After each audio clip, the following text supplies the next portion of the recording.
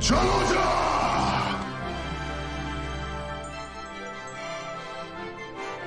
That's what I'm talking about, right there on that boom! What's going on, everybody? It's Thursday. It's Orville Day. Yet every day is an Orville Day, you guys. And we're going to celebrate it by talking about it. But also, we're here to invite everyone who loves sci-fi to join the conversation, to talk about all the things that we're watching right now, the things that we remember, the things that we hark back to or hark forward to, if you can hark forward.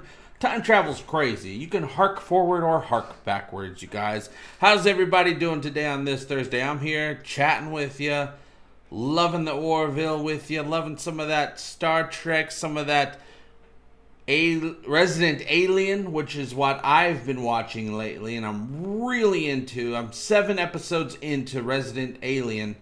If you are an Orville fan, you will more than likely have to love Resident Alien. It hits all the right things for a fan of the Orville, you guys. Jaloja, Brian Dawkins.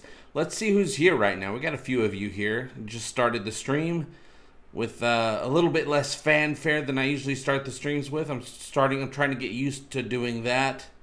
Archmage Frey, official channel member Brian Dawkins, official channel member Dr. Scott Giles, Jay Sick or Sitch. It's one of those, or maybe Seek. I don't know. I'm just going to call you Jay. How about that? And more of you are here. They just didn't show up. What's going on, you guys? You guys excited for just the future of sci-fi? There's so much of it now. Just tons of it everywhere. Not just on an official channel called the Sci-Fi channel, spelled wrong. It used to be spelled correctly. And then they said, hey, you know what? Let's spell it wrong. That'll get us some proper attention. I don't have the Sci-Fi channel. That's why I'm 3 episodes behind on Resident Alien, because I watch Resident Alien on Peacock, and Peacock is just putting out 1 episode a week. So I kind of feel like I'm getting a premiere every week, even though I think everyone else who has Sci-Fi has watched the show already. Yeah, science fiction. That's right, Archmage. Don't spell stuff correctly. That's just so 2002, you guys. What's up, Saber Pro? How you doing? Still working over at Saber with Robert California and Joe and Dwight. Can you hark sideways? If this is the final season of Lost, yeah, you could definitely hark sideways. What's up, WG Gaming? Christina, welcome. I'm just about ready to film my next video. I got the script all done. I got the I's dotted and the T's crossed, and I've done a couple edits on it, and I got it uploaded to my device to keep me on track. I was gonna film it. I just ran out of time this afternoon, or this morning even, because I had stuff I had to do. Got to take the kid to school. Got to meet the lady for lunch. You know, stuff like that. Got to finish the script. And so I'm going to try to film that tomorrow morning after I drop the kid off at school. And I'll get a bunch of the editing done. But tomorrow at 12 noon Pacific time, which is a very specific time, I'm going to be bringing back the Egotastic FunTime watch parties Fridays, every Friday on Twitch. So you can click the Twitch link below. You can follow me there for Friday watch parties. Tomorrow, I think we're going to dive into 3 or 4 episodes of time travel, Star Trek episodes. I think we're doing a time travel Friday, because I'm pretty sure the Orville is going to be all about time travel in season 3. I don't know that for a fact, but I kind of feel like it is. I feel there's a lot of time travel coming up. I've talked about that the last couple of weeks. The next episode, the episode that I'm currently working on for Talking the Orville, is I'm diving deeper into. A couple of weeks ago on the live show, we talked about 5 episode titles for season 3, what they may mean, what those titles were. I dive deeper into that and put it out into an official Talking the Orville quality video format. So I'm ready to film it, then the editing starts. The editing, well, that's 8 hours of work just for the editing alone. But, you know, I got to film that bad boy. I got to get in front of that camera, dust off my shoulders, and, you know, put a little beeswax in my beard and film that bad boy. And then next week's episode will be all the Star Trek, how Star Trek influences the Orville. Not only in the Orville universe, what Star Trek means in the Orville universe, but also how Star Trek is represented in front of the camera and behind the camera. And that is going to be next week. That's going to be a little bit more, I'm going to really try to make it a documentary style video, which is a little bit more work. But hey, I'm going to do it. It'll be a fun video. Tom Casey, thank you so much. Can't stay, just support you. Thank you, Tom Casey. Thank you very much. That deserves a special hello. Jaloja to you. Ron Cook, thank you so much for helping to support the channel. Boom, that's what I'm talking about. It's true, he was just talking about that. Thank you so much, Ron. You guys are helping to keep the lights on here at the new Ego Studio headquarters. Tomorrow it'll be, it starts at 10 a.m. Pacific Standard Time. I'm going to try to do 4-hour stream tomorrow on Twitch. So we'll get about 4 episodes in. I'm still deciding which time travel episodes. Maybe you guys can help out with that. Hey, Chris Shapiro, how you doing? I hope you are well as well. Adam of Grayskull, I have the power. Maybe next season the Orville will travel to He-Man times. What times were He-Man times? He-Man was both like caveman days and futuristic days, all in one.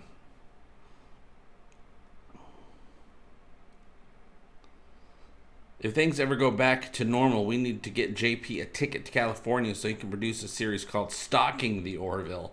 Yeah, I film it outside of Fox Studios. If you look over the fence, you can kind of see Studio 15. That's where the Orville is. Let's see if anybody pops out. 12 hours later. Haven't seen anybody yet, but I'm here. Keep it representing the fandom.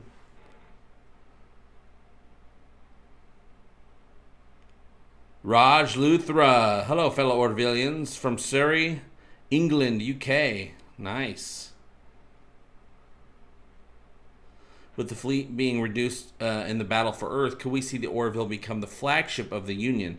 I think it is the flagship of the Union ever since after the Battle of Earth. All of the Union would be gone without, if it wasn't for Captain Mercer's action. Specifically Captain Mercer. I mean, everybody helped. Kelly and Gordon went and got the Krill to help. Yaphet was, helping Ty send off, do whatever Ty was doing. He was helping Yaphet do what Yaphet needed to do. And, he jammed up the works of a couple of Kalons there, which is pretty sweet. But yeah, I think, as we're going to learn in next month's, just a couple weeks from now, the new Orville comic book, Digressions Part 1 and 2, which is all taking place in the alternate timeline. Those 7 years of the alternate Kelly not going out with Ed and everything that led up to the events of the episode The Road Not Taken, the Season 2 finale. We're going to find out just how important Ed was in the regular timeline. Friedrich Schober, thank you very much. Friedrich, let's give you a... Now entering glory hole. Always got to enter the glory holes. Greetings from Germany, following you since the early days. I wish you all the best. Thank you very, very much. Thank you for helping to keep the lights on here.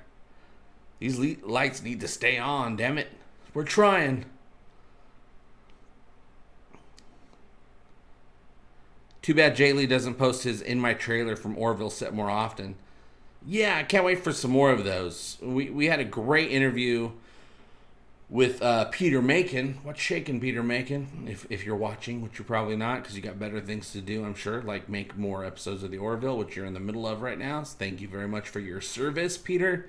Jaloja to you and your Mocklin family and your human family, who I don't know who they are, but I'm sure you got one, and I wish them all the best. Yeah, it was a great interview with Peter Macon from In My Trailer. I'm hoping we get some more soon. He plans on it. He's going to be getting everyone he can into that trailer to talk about acting and their lives and, you know, stuff about the Orville, things like that. Stalking the Orville will be done just in front of a green screen. Who'll know? How are they going to know? Oh, they'll know. How are they going to know? How are they going to know? Depends on how good I do my green screen effect, I guess. That's how they'll know. May I suggest Little Green Men as the DS9 time travel episode if you're trying for one from each series? Oh, yeah. Little Green Men. TNG's tough. There's some good ones. Time's Arrow, of course. That's a two-parter, though. Tapestry is technically a time travel episode in a strange way.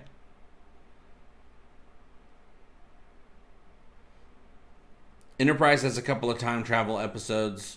One is kind of just a story that T'Pol told in season 2 of her great-great-great-grandmother that was on Earth in the 50s. But they also have this really cool one that takes place, I think, in the 1990s, where the Xindi went to the 1990s to build a device. And I'm like, well, if you're in, 20th century Earth, why don't you just blow up the damn planet right then while you're there? Maybe the episode addresses that, and I don't remember. Mark Tamel. Should the enemies of our enemies be our enemies? The enemy of your enemy is your friend. But your friend can also be your enemy. Trying to remember what Dwight said in that episode of The Office. Thanks, Steve. Good to see you here. The Trouble with Tribbles, the DS9 episode. We watched that not too long ago, back when we were doing watch parties. That was a great episode. Well, what we did is we watched, did we watch the Tribbles episode and then, yeah, we did. We watched the Tribbles episode from TOS, then we watched the DS9, and watching them back to back is a hell of a lot of fun. You really get it's a lot more impactful. Yeah, we might be getting a return to Tapestry in season 2 of Picard because Q is coming back in season 2. I don't know how big Q's role is going to be. If it might be a first episode, and then a middle episode, and then an end episode. Yeah, time travel is a huge, big paradox. Captain Mercer talked about that a little bit in Tomorrow and Tomorrow and Tomorrow. About don't talk to me about time travel. Nobody understands it. Nobody gets it. You can never predict it because there's always way too many variables. Oh, it was the year 2004 in that Xindi episode? I was in 2004. I remember a lot of people in 2004 were still stuck in the 90s. Some people in 2021 are still stuck in the 90s. I still don't understand how could Discovery get 4th season. I sometimes wish I could travel back in time and tell myself I don't even bother with the first season of STD. Yeah, I didn't like the first season that much. There was some little bit of saving graces in season 2, not for the most part. Most part, it was still a stinker in my book. And then season 3 had a lot more good than bad, in my opinion. Hey, somebody just bought one of my Make It So Captain Picard mug. Anonymous. Thank you so much, Anonymous. Whoever you may be. Unless it's an Animus, but I don't see that. I don't see them there. What's up, Jimmy Beanie? I'm good. I'm back. I spent a couple months to build my new family that I have. And now I'm settled with that, so now I'm prepared to be back full time with the talking the Orville and the egotasticness and the live shows and the fun times.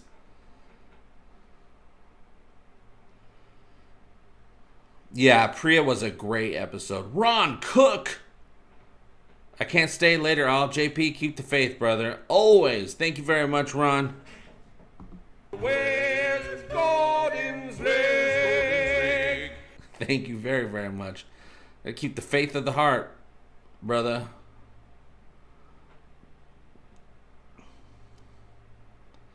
If I had a time machine, we could do more not watch Discovery. I'd do a lot if I had a time machine. Sweet emotion. We need some more Orville right now. Well, it is coming. So in the meantime, we're finding other things that are sci-fi that makes us happy. For me right now, it's Resident Alien, Alan Tudyk, who's his character. He's playing an alien disguised as a human, but he's learning about humanity. So we're seeing humanity through an alien's eyes, who hates us at the beginning. But we see him start to understand us a little bit more, as humans do. We hate something and then we understand it a little bit more as time goes on, and then we start to hate it less. You know, we fear it less. Fear leads to anger. Anger leads to hate. Hate leads to irritable bowel syndrome.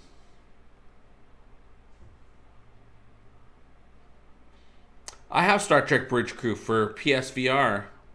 That's a good VR game. I'm stuck on the third mission. There's this third mission. I think it's a Klingon mission. I can't remember. Maybe it's a Romulan mission. It's been forever since I played it. I just kept failing it at the very end, and the missions are long. I kept failing it at the very end, and when you fail, you have to start over from the beginning. So after a while, I was like, F this. I'm going to go play something else. But it's great. I did stream it once when it first came out. That was a couple years ago, I think. Right now, last week or the week before, one of you asked me, it might have been Archmage, I can't quite remember. One of you asked me what games I'm playing right now. And I wasn't playing anything, because I always feel guilty when I spend time doing anything I enjoy to relax. But then I was like, you know what, F it. I shouldn't have that mindset. I should go and enjoy the things that I enjoy sometimes. So I started playing the other day, and I'll just play it a couple hours at a time, which means it'll take me about 4 years to pass it. Assassin's Creed Valhalla. And I'm enjoying the hell out of it so far.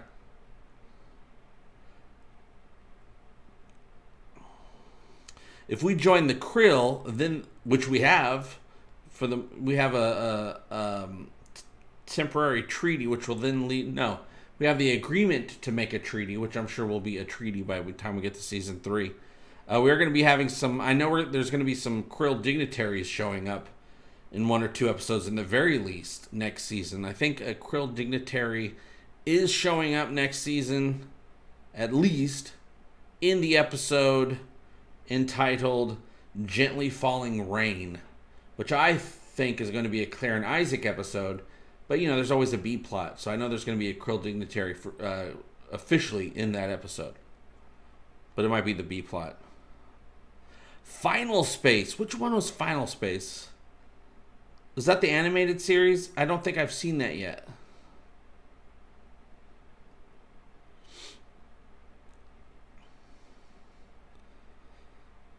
Oh yeah, but if we join with Krill, then the Choctaw, who the Krill tried to push out, will be our enemies through mutual defense. Yes, that is true. Could this be a moral paradox? Because they're both dicks, the enemy of my enemy, even though my enemy is a temporary friend. So therefore, the Choctaw will at least be a temporary enemy, unless we're able to figure out how to smooth over that situation. I know there's an episode next season called Mortality Paradox. Mortality Paradox refers to, I think it was written by an author, Steve Cave, I think it might be. Mortality Paradox refers to how, even though we all know death is inevitable, we don't act like it is. We pretend that we're immortal for the most part with our actions. We take a lot of risks when we're younger, as if we'll never die. And then when we get older, closer to death, we start taking less risks because we know we have fewer days ahead than behind. But you know, people say, well, we should take that fear of death and embrace it and overcome the fear and take risks our entire lives, because death is inevitable. You're going to die anyway, so you might as well do the things that you want to do and take those risks to gain those experiences or accomplishments that you want to gain. Jimmy Beanie, it's so nice to have you back full time. JP, your reaction reviews is one of the most insightful and funniest for me. Thank you. I really try when I do those things. Right now I'm trying to get into being more have my zany personality. I'm trying to get into more fact-based videos about the things that we love. Giving information behind the scenes of like the Orville or whatever I'm talking about, which is going to be a lot of Orville for the rest of the year because we got a new season coming up. And I'm the Orville evangelist. I have a responsibility to the Orvillian community to keep talking about the Orville. And I owe the show. I owe the production because they've made my life the way it is right now. I couldn't have done it without the Orville existing and support from the Orville production. I owe them to get as many people excited about the third season as I possibly can. And so, every time I put out an Orville video, I'm doing it to help the show and to help the fandom grow. And I hope that's the case. I hope when season 3 airs on Hulu or internationally, probably Disney Plus, but also some of the same channels that aired internationally before. I'm hoping it just a billion people tune in and are talking about the show and are like, oh my God, how did we miss this show? I never heard it before. Now I'm watching it because everyone was talking about it, and damn, this is great. I'm going to buy all the Orville t-shirts or something like that. I'm going to buy the digital copies online. Get the show just to become a huge phenomenon so that we can get more and more seasons, more and more events. I want Orville at all the conventions because the world's going to open back up. And I want this show, represented everywhere. It deserves it. It deserves 50 years of success like Star Trek.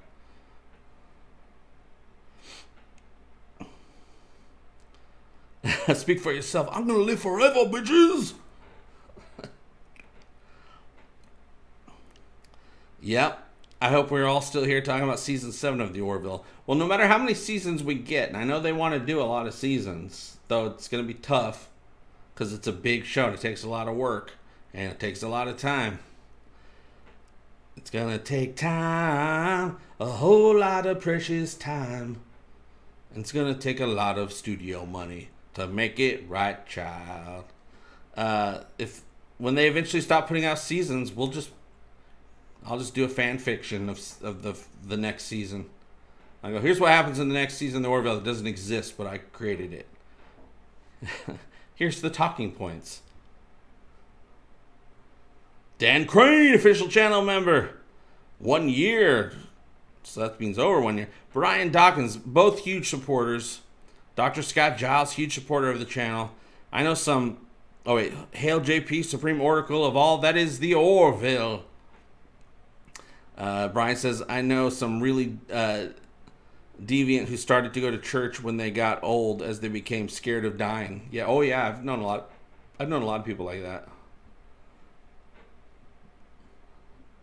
I don't know which one of you started calling me the Orville evangelist, but it caught on a few years ago, and I've been using it ever since.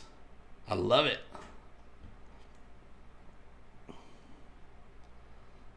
Yeah, it'll be great. In some countries, the Orville is already on Disney Plus. They added it 3 or 4 weeks ago. I heard the UK, somebody says they checked and wasn't on there, but I remember reading a story that it was currently on Disney Plus, unless they removed it for some reason right away and then they're going to put it back later. So much wider global reach than just Hulu, and it's only just the beginning of the Orville verse, I feel. Yeah, it really is. Only season 3. We've had 24 and 12. 14 and 12 carry the... We only got like 26 or 27 episodes so far. We need 100 of them bitches, man. I'm telling you. Well, I need a lot of Orville.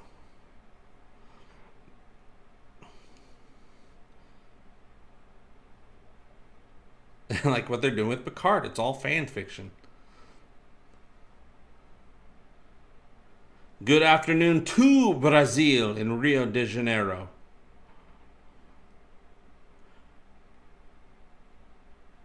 Good to see you, Fabricio. Friedrich says, have you seen the behind-the-scenes image with people wearing COVID masks? For the Orville? Yeah, I've seen about 30 of them so far. They got the masks, they got the regular masks, but they also have those fiberglass visor things. All the actors have to wear masks unless they're in front of a camera that's recording. Once they stop recording, masks go back on. Even Bortus has to wear a mask.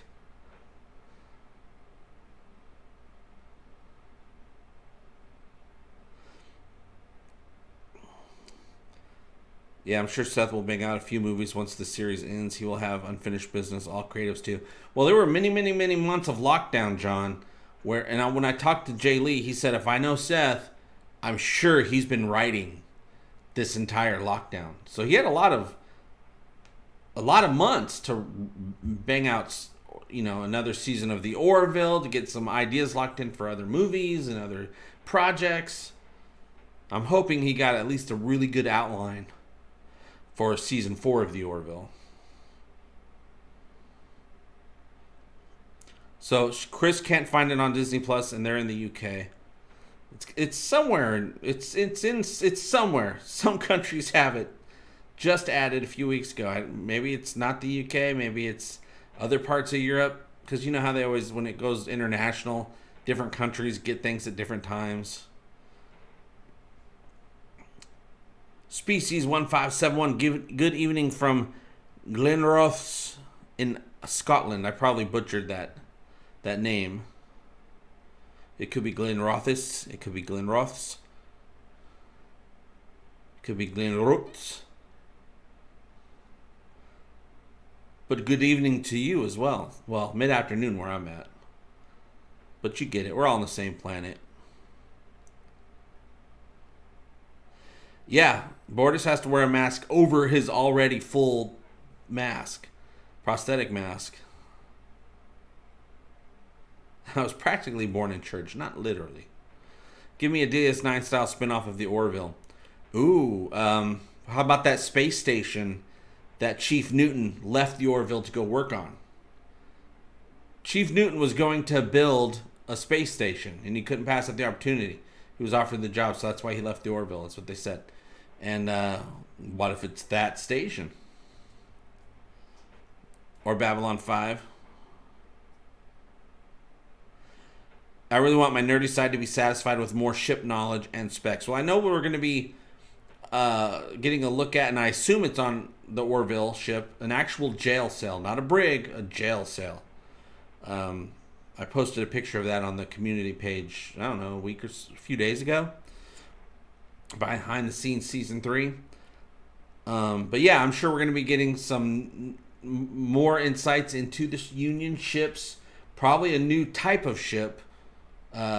New weapons. There's actually a few style of Orville ships we haven't seen yet that do exist, that have existed before the show was even started filming. They have the exploratory class, they have medical class, they have fighter class. Of course, they have the Leviathan, which is the admiral class, big chief class ships, which we saw one of the admirals on in the Identity Part 2 season. That's the 2-story. That's the one that has the 2-story bridge. What's up, Shard? Falcons Gaming. Hey, JP, how you doing, brother? I hope this Orwellian life Orvillian life is treating you well. Jaloja, my friend. Life is treating me very well in the emotions department. I have a beautiful woman, wonderful woman in my life, and her and her kid, which is now my stepkid, kind of in a way, in a non-official capacity. We have a nice home that we live in. We have pets. I got my cat Nicola, but we also have a dorgie named Ruthie, who is just sweet as hell. We have a rabbit. We have 2 chickens. We have me. Got a full house now. And we just have the greatest time. Rick says, I missed 26 minutes of the stream. Damn you, Avis. Don't damn Avis. You can't be damning no Avis. Wait a minute. I got some Avis here, don't I? I do. Here it is. Show no mercy. We fight for the glory of Avis. That we do. The Orville is like an extension of Star Trek, but is unique. Yeah, the Orville is definitely, it was meant to be an homage to Star Trek style sci-fi, classic sci-fi, but also Twilight Zone. They put in kind of things that are reminiscent of all kinds of different sci-fi shows, but mostly the aesthetic of classic Star Trek. But yeah, it really became its own unique thing, telling stories in a way that Star Trek never would have been able to do. Yeah, Stephen McFarlane is probably a bigger Star Trek fan than any of us. Which I would say, oh, that's sad for us. No, that's great, because he's in charge of making a classic sci-fi style series.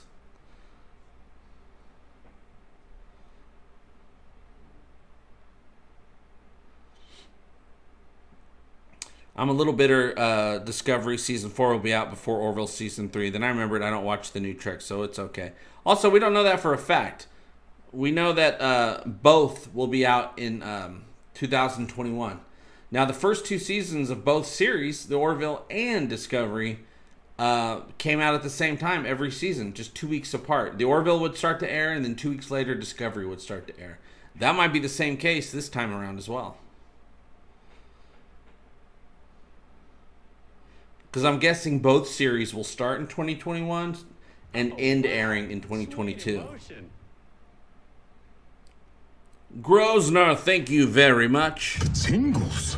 I feel as if I have been standing my entire life and I just sat down. My JP, my fighter in Smash Bros is a top tier for your information. Dang, I'm top tier in them Smash Bros. JP taking it to the streets in Smash Brothers. Dun, dun, dun, dun, dun, dun, dun, dun, dun, dun. Is that the music that plays when I lose? Bortus went further than Barkley, we think, in the holodeck. Yeah, Barkley was just chilling out, relaxing, all cool, shooting some b-ball outside in the school. And, had scantily clad Troy and Crusher and a short little Riker. Hey, little Riker, how you doing, buddy? But yeah, Bortus went pretty dang far. What are you gonna do? He had an earache. He had to go take care of it.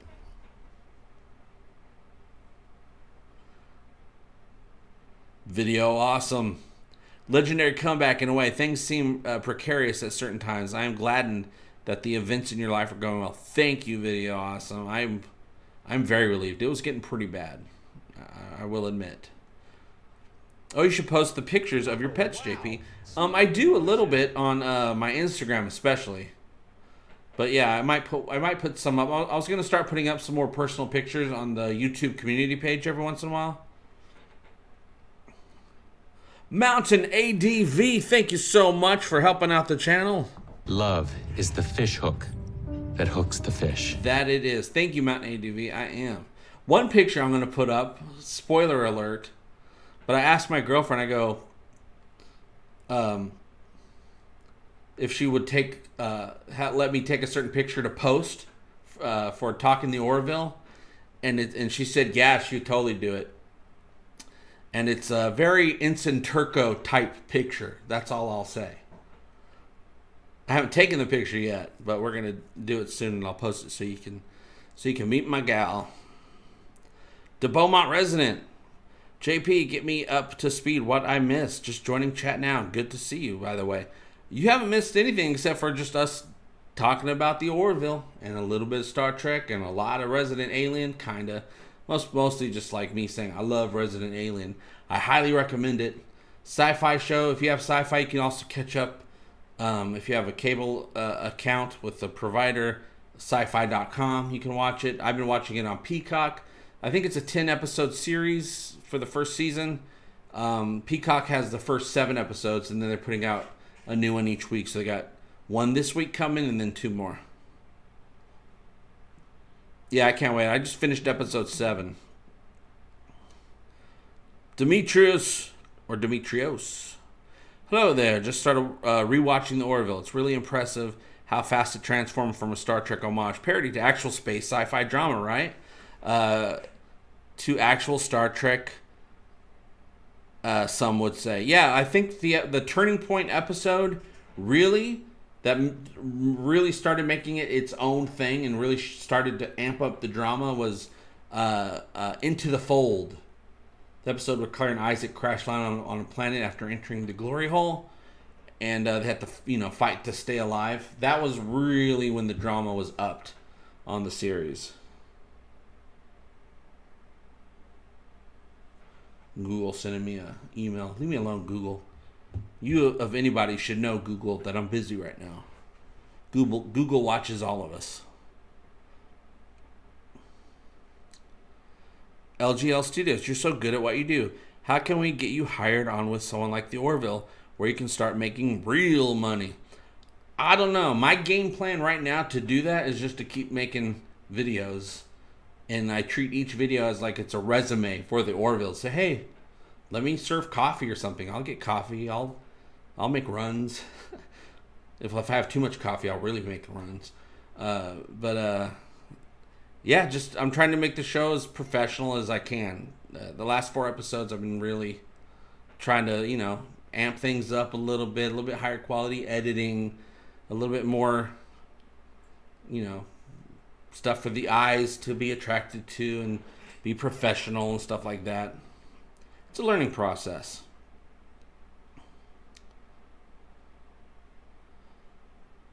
Yes, Linda Hamilton does show up, has shown up a couple times in Resident Alien. She's like the head of the alien U.S. government alien something. Well, there is no something. I don't know what they call themselves, but she's the X-File person, boss of the X-File people. Yeah, that's proper. You know what I'm saying. She's the boss of the X-File people. The truth is around somewhere. The Orville started as a parody, I think, just to get the okay from the studio and to gain traction. Yeah, Seth wanted the show to be serious from the get-go, but he knew Fox wasn't going to let that slide from him because he's known for comedy, so he made it kind of comedy, and then he took the comedy away a little bit at a time, and now he just puts it in there, organically, the comedy's there. Orville Nation, what's going on? Really? This is my job? How did I win at life? But I did. I've won. Yeah. If you follow me to keep up with the Orville, you need to also keep up with Orville Nation, you guys. You can check them out on Twitter, on the social medias, to help you get that extra Orville fix.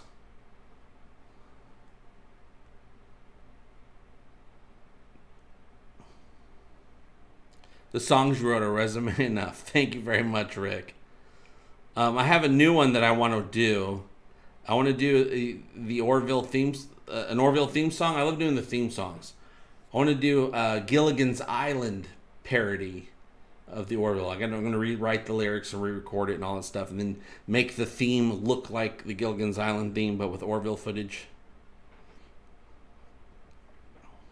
I say the song I'm probably most proud of, though, is my Billie Eilish cover called Lieutenant Dan Guy instead of I'm Bad Guy. And Lieutenant Dan Guy, that's probably the one I'm most proud of. And the video as well. The video was a little extra than what I usually do. Yeah, you can't go wrong with putting Q in Picard.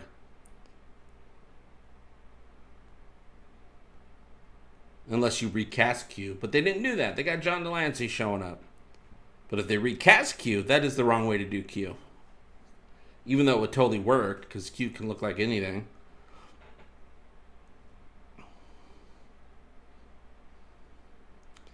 With the new cast member for the bridge, hope Lamar does not lose screen time. I don't think you will.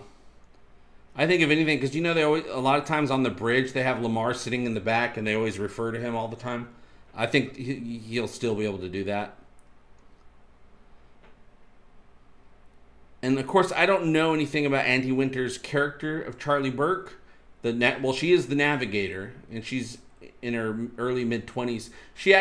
Annie actually on Instagram 2 days ago, I think, took a snippet from my video, the one I put out a week or two ago, the Orville season 3 rebound, because I talked about her in it. She took that snippet and she posted it on her Instagram account the other day. I was like, what? But I think she's going to be a little bit like, because I'm like, well, what's her personality going to be? And I could totally believe, since we're missing Alara, that Alara dynamic of being green and being not confident in herself, I could see them totally having Charlie take on those traits. But also, the Orville, the writers are smart. I can also see them having her be young, maybe even green, but the opposite personality. Maybe she's green but overconfident in her abilities that she doesn't possess. Or maybe the other way around. It could go either way. I'm sure she'll have something she needs to change, to improve about herself, like all the characters do.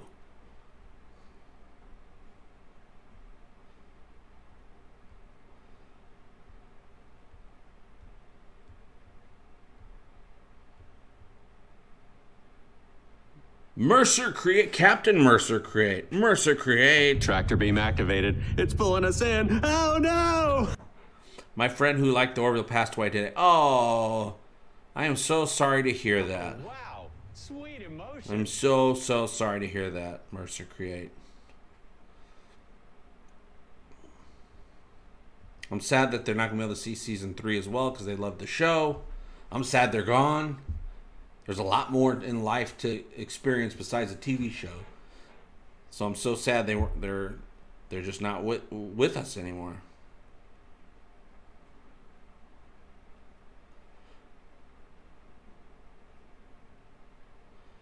Keegan Delancey could be a Q. I could be a Q. Make me a Q.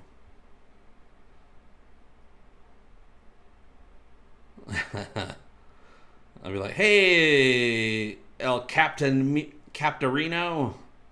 I don't want to steal his catchphrase. What if she isn't new? What if the timeline wasn't fully reset and she was a member of the crew the whole time? Oh, see, that's very good, Archmage, because I'm also working on the theory that the timeline is not fully restored.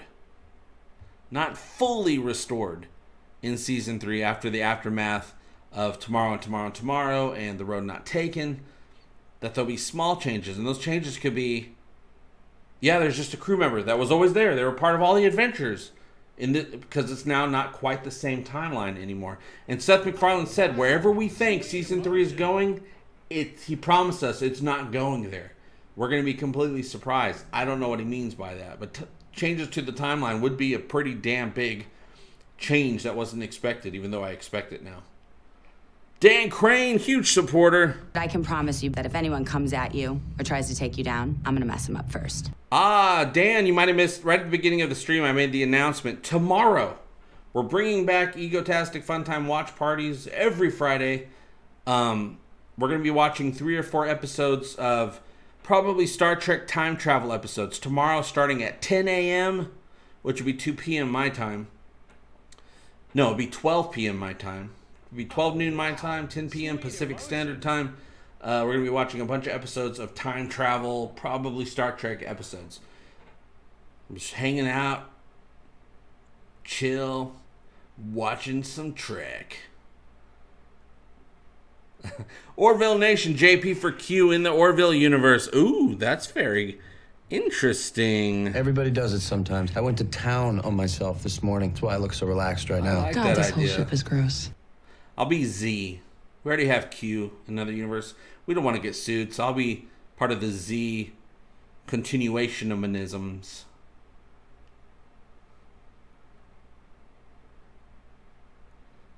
John Delancey's son played Q's on Voyager. He's a perfect Q now. Yeah.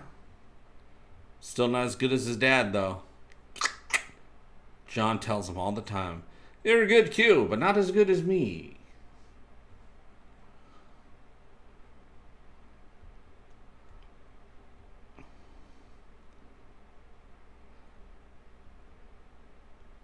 Yes, season 1 and 2 of TNG are underrated in my opinion. There are so many great episodes in those seasons.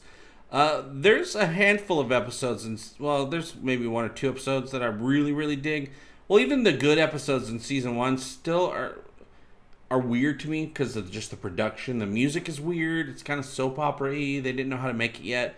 Season 2, I do think, is underrated. There's some stinkers in there, but some of the best episodes of TNG ever are located within season 2. And then season 3, you can pretty much watch any episode and you're having a good time. Except for Beverly Crusher and her little ghost boyfriend.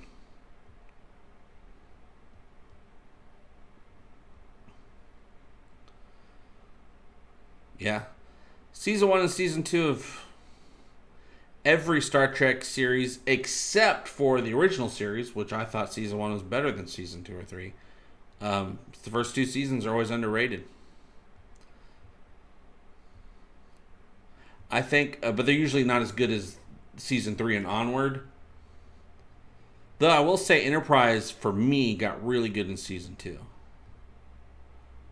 Actually, I would say Enterprise, it's only the first handful of episodes in Season 1 that's kind of like, I don't know about this. But then if you stick through it, you're like, in Season 1, you're like, okay, I'm kind of into this.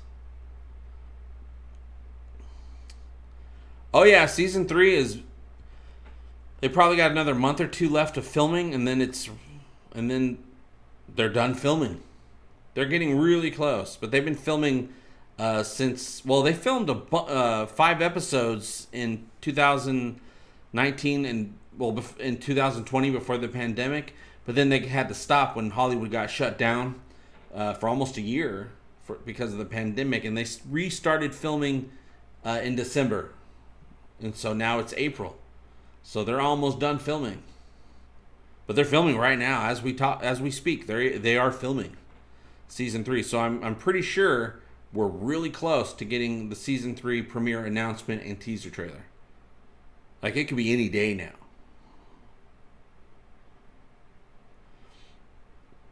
Yeah, there's 5 episodes that I do know the titles of. The other 6 episodes I do not know the titles as of yet, but once I do get them, we'll be talking about them live, as well as I'll be putting out videos about them as they come in.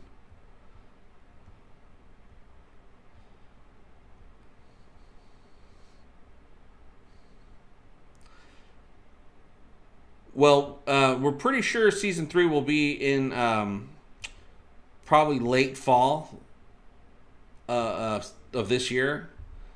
In the United States. I don't know how long it'll take for worldwide, but it probably won't be that long. Season 2, it was just a couple weeks between the UK release and the United States release.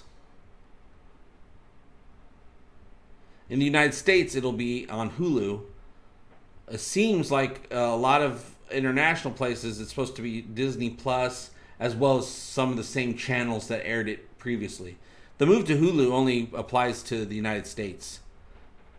Worldwide, it's pretty much supposed to be the same channels it already premiered on, or sometime in some places it might be on Disney Plus. I don't know. I have not watched Man from Earth. I think I've seen a trailer for it.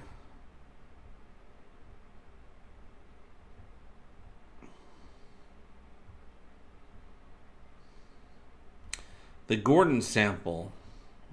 Which one? This one? Everybody does it sometimes. I went to town on myself this morning. That's why I look so relaxed right now. God, this whole ship is gross. Is there a toast one? I'm looking. Jacob the Archer Barton. Hello, my friend. Which is you.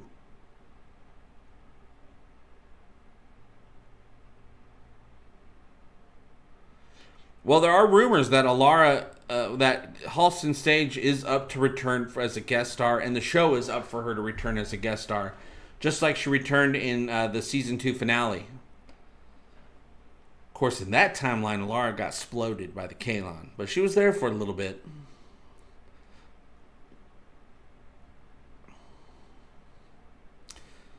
Friedrich says, I binged The Expanse, and I think they could turn it into a Star Trek or Stargate-like series in the future. It's a great show. Everybody should try it. Yeah, The Expanse is a really great drama science fiction show. Probably some of the best science fiction, though. The best outlook on what the future might be like. And they really put some sciencey stuff in there with gravity and things like that, which is always nice. HM, Hot JP, New York is in the house! New York, New York. I like to go to New York. Have a hot dog and a slice and a soda, but you can get those anywhere. But they're the best in New York. You gotta get them from New York. Go see a Broadway show. Go see Wicked. Or a show with go-go dancers and prancers. That's about all I got. I lost my way.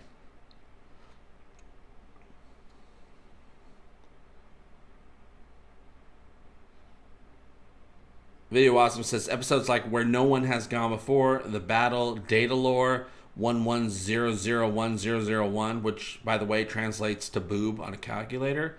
Conspiracy, which should have a modern follow-up, Where Silence Has Lease, Elementary Dear Data, and The Measure of a Man. The Measure of a Man season 2 episode was so good. That's one of the best episodes of all Star Trek, was The Measure of a Man. And that was in season 2 of TNG, you guys.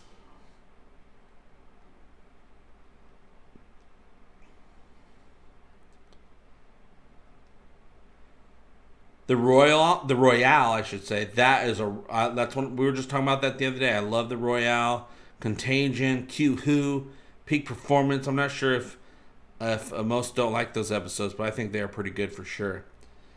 Yeah, the Royale. I always, in my mind's eye, I always see that episode. It just flashes through my brain almost on the daily when if I think about TNG.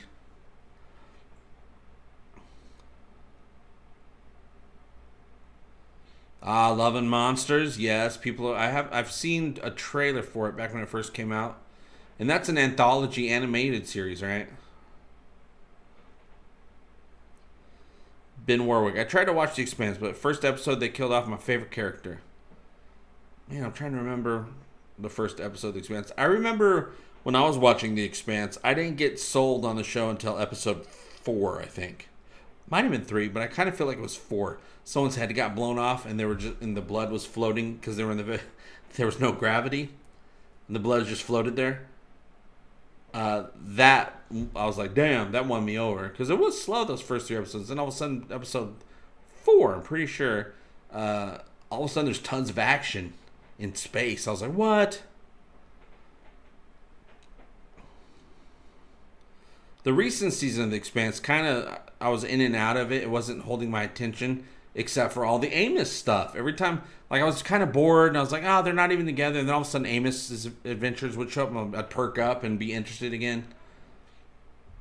But then also, even stuff that I wasn't interested in, I valued the way they were putting it together and the visuals they were putting together. I was like, that's a good scene. Oh, that's a good way they shot that. That's very artsy. That's very effective.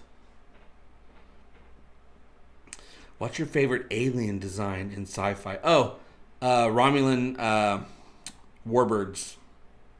Well, that's a ship, though. Alien design, like actual character. Favorite alien. Ship-wise, like I said, it's the Romulan warbird. Actual alien. I probably... Different times of my life, I probably would have had different answers for you, but right now... Andorians from Enterprise really stick with me. Jeffrey Combs, the Shran, those Andorians, I really dug those aliens.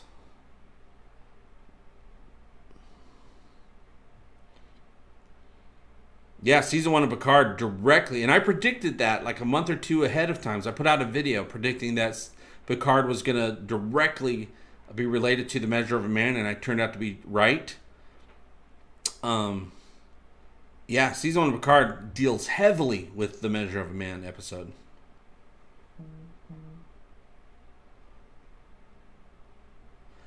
Yeah, next season of The Expanse, season 6, will be the final of the live-action series. What? Amazon, I just got an email from Amazon. Dear customer, that's me. This email is to let you know that a smart home device on your Wi-Fi network signaled to your device that is compatible with Alexa. Connecting your smart home device to Alexa connects new features like voice control or support. I don't know what device that is, but that's a long email. That's a lot of words. I'm not going to read it. Ever. Unless I'm in the mood to read. But if I'm in the mood to read, I need a glass of wine, you guys. Favorite Star Trek character?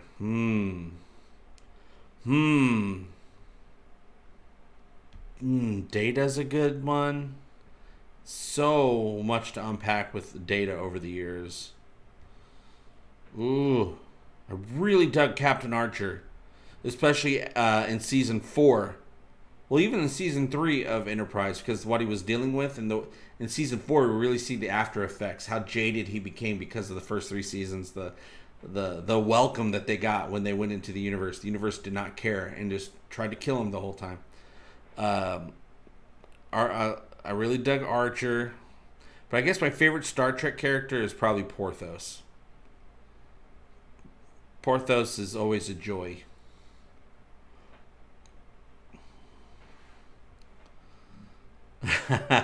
Oh, that is a good design. I thought they handled it really well in was it Picard that had Nausicaans in it? Or no. It was season 3 of Discovery. Discovery had a Nausicaan in it in an episode and looked pretty good, but of course the original Nausicaans play dumb shot, human. You play dumb shot. Nausicaan, as far as an alien that exists in the show, but we don't get much of. Yeah, Nausicaans are few and far between. I think it's the odor. They don't use deodorant. Yeah, Resident Alien. So good. You gotta watch it. You gotta check it out.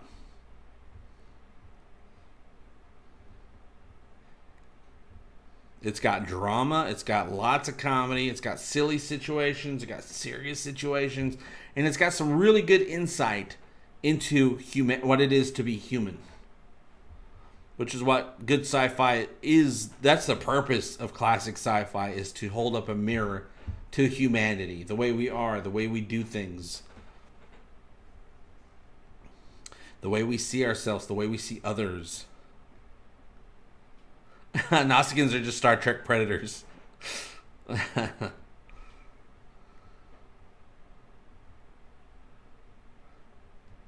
It puts the mud on its skin, or it gets the eye ray again. Man from Earth. Jerome Bixby, starring Ellen Crawford, John Billingsley. I saw John Billingsley in an episode in Hush, the episode of Buffy the Vampire Slayer. Really great episode, by the way. John Billingsley plays a professor in it, a teacher.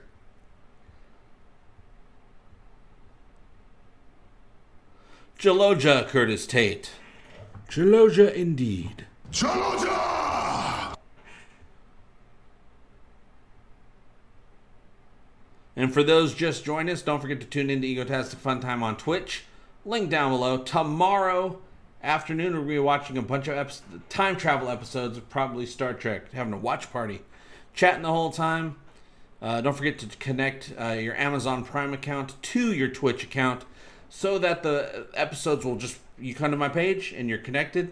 They're just going to play right there on my page. You don't have to sync anything up. Just play them right. They just play. As you show up, you're watching television with me.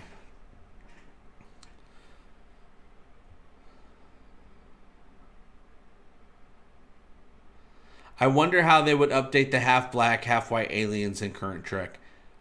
I always assumed they would just make them have realistic skin tones of a black person and a white person,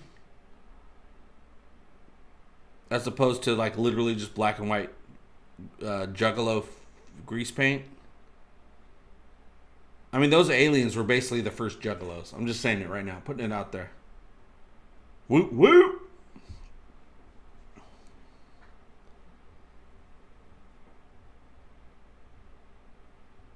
All right, video awesome. Thanks for stopping by. We'll see you next time. Yeah, same here. To Paul, was a great Vulcan those first 2 seasons. Classic Vulcan. Very few people, to me, are very good at playing Vulcans. There's like maybe 4. Everyone else, I'm like, you're just an actor. But some people, I'm like, damn, you're a Vulcan. I thought she fit the bill.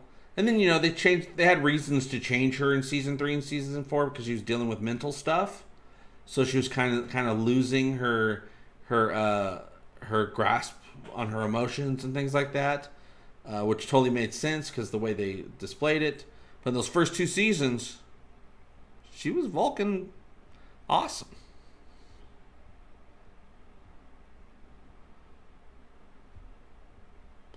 Watch party, watch that pizza disappear. That's right, pizza party.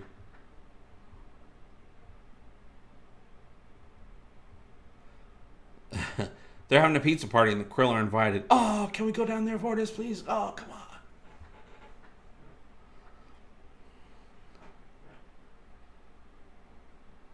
I am pleasantly surprised that in Resident Alien, Alan Tudyk played both the alien and the prosthetics as well as the human. Really helped the delivery of his performance.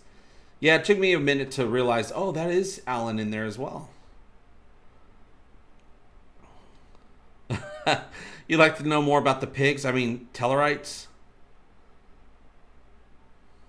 I was pretty happy with what they've done with Tellarites in new Star Trek. Tellarites have shown up.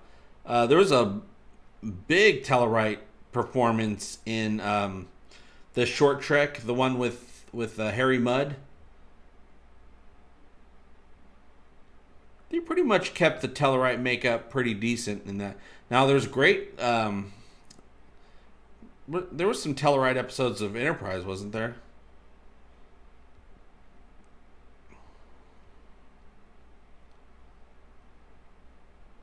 I don't know if you mentioned it last week, but what did you think of the new uniforms in the Disco trailer?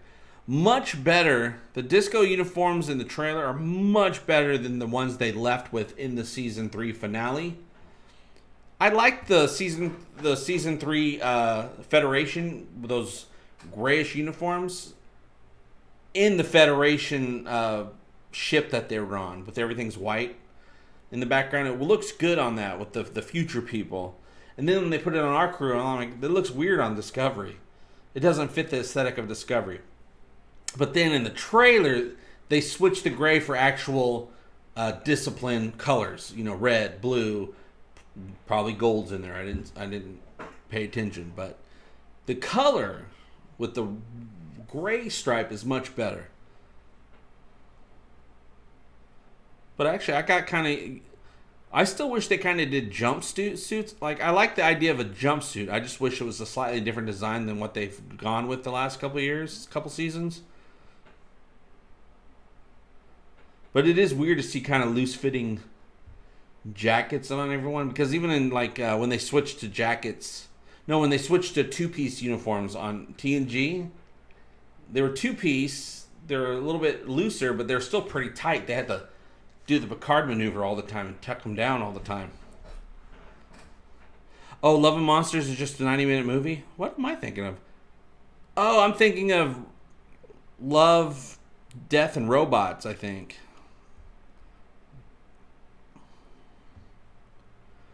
How did the Tellarites compare to the Andorians and Vulcans' technology? Oh, God, I have no idea. I always thought of Tellarites kind of as like scavenger-type people. Oh, man, that's a hard one. What is your favorite time travel Trek episode? I mean, the super big one is Time Zero, when they go back to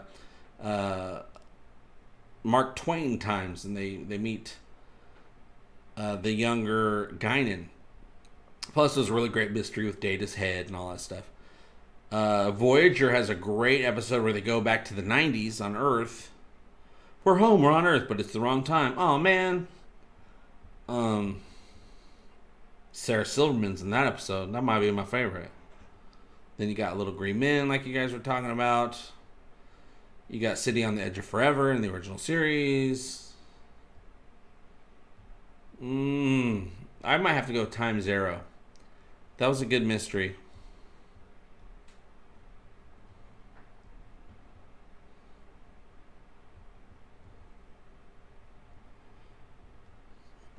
Did anyone see the note about Strange New Worlds? They are tweaking the uniforms and bridge design to be more in line. Yeah, I read the headline on that. I didn't read the story.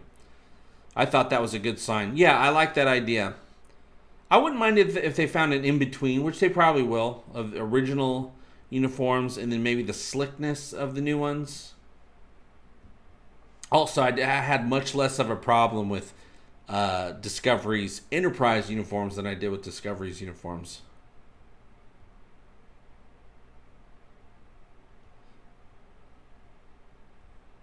But yeah, in that, when Pike showed up on Discovery at the beginning of season 2, and they said, "Oh, you got different uniforms." Yeah, we got them. They're brand new. You guys will get them eventually, something like that. I'm like, yeah, the different ships and different TV shows all had slightly different uniforms. Enterprise or TNG season 1 and season 2, different uniforms than season 3 and beyond. Discovery, no, I always say Discovery because there's a D in it. DS9, different uniforms. Voyager, different uniforms. Enterprise, very different uniforms. They're basically all dressed like mechanics on that show. Yesterday's Enterprise, yeah, that's alternate reality slash time travel. That's the Lost Era, where Tasha went back to, was it Enterprise C era or Enterprise B era? I can't remember. Timeless from Voyager. Also a great little Harry Kim episode.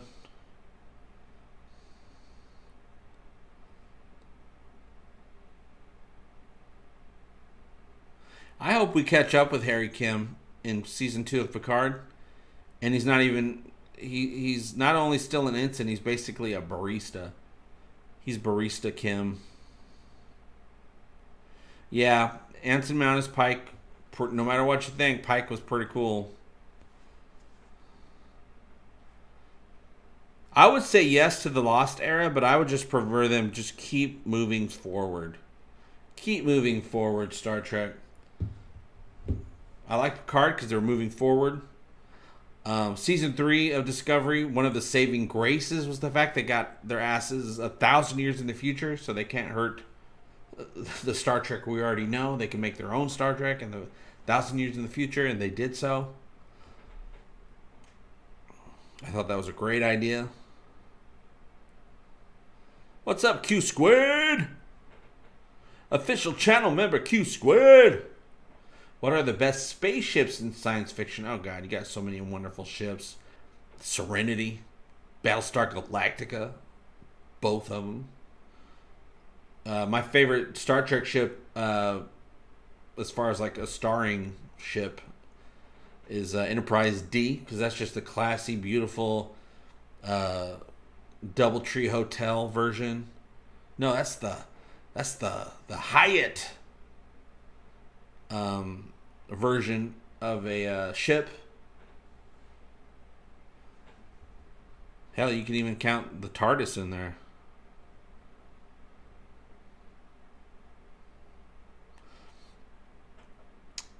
Yeah, I don't know. We're still prior to Kirk in Strange New Worlds. We're getting it's going to be new to us a little bit, but I still hate that it's a prequel. But who knows what's going to happen? The whole season, they might get lost in time. Ooh, that'd be very classic. Captain Pike, lost in space. You like the E a whole lot too? Yeah, I'm all about that classic D. You know me. No, not like that, you perverts. Flight of the Navigator was a pretty sweet ship.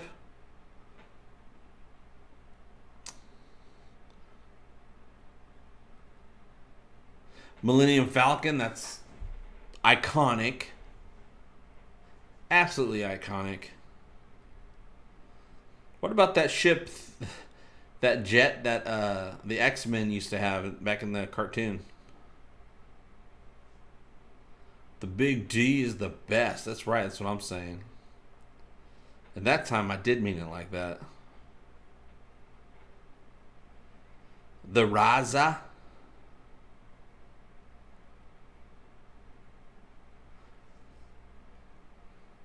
I think they're making a new Flight of the Navigator finally. I think it's a sequel as well. Not a reboot, but an actual sequel. Scott Giles, The Ship from Dark Matter. That one I don't know what it looks like. Babylon 5. Lex. Titan.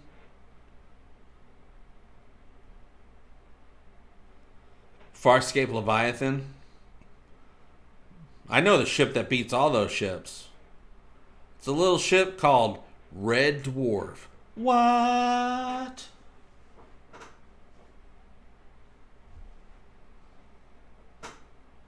The Rasa was actually way bigger than you thought. Event Horizon ship. You know what the best ship there is? The Orville. Yeah, Red Dwarf. Dun, dun, dun, dun, dun, dun, dun, dun, dun, dun, dun. Dun, dun, dun, dun, dun, dun, dun, dun, dun, dun, dun, dun. It's cold outside. There's no kind of atmosphere. All alone, more or less. Get me far away from here. Andromeda. The Ship of the Imagination. Oh, Neil deGrasse Tyson sends you some kudos, Chadwick. Starbug. Yeah, crashed more times than the ZX-81.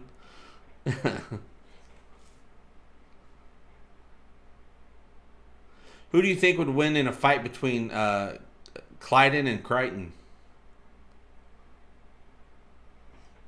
Oh, I haven't seen the latest season of Red Dwarf. I think I'm a season or 2 behind. They keep sneaking out seasons of that show.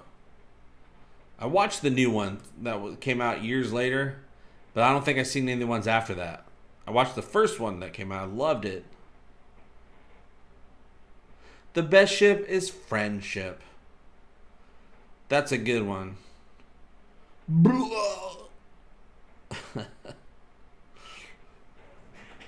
Takes a special kind of garbage person, if you ask me. Anyone seen the 2 main ships in Final Space? Not saying they're the top. However, the second one in the 3rd season is pretty cool. Final Space.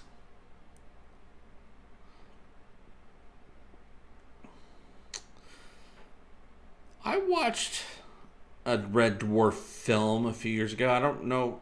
Is there another one? I don't remember if it was called Promised Land or not. I don't remember the name of it. The Ship from Treasure Planet. My favorite ship is the DeLorean. Yeah, it's a ship. It traverses time and space.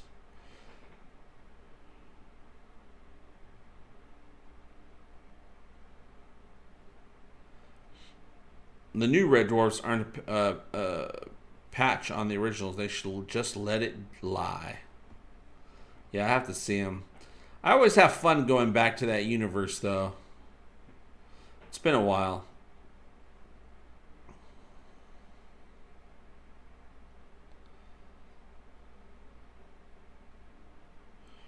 Red Dwarf.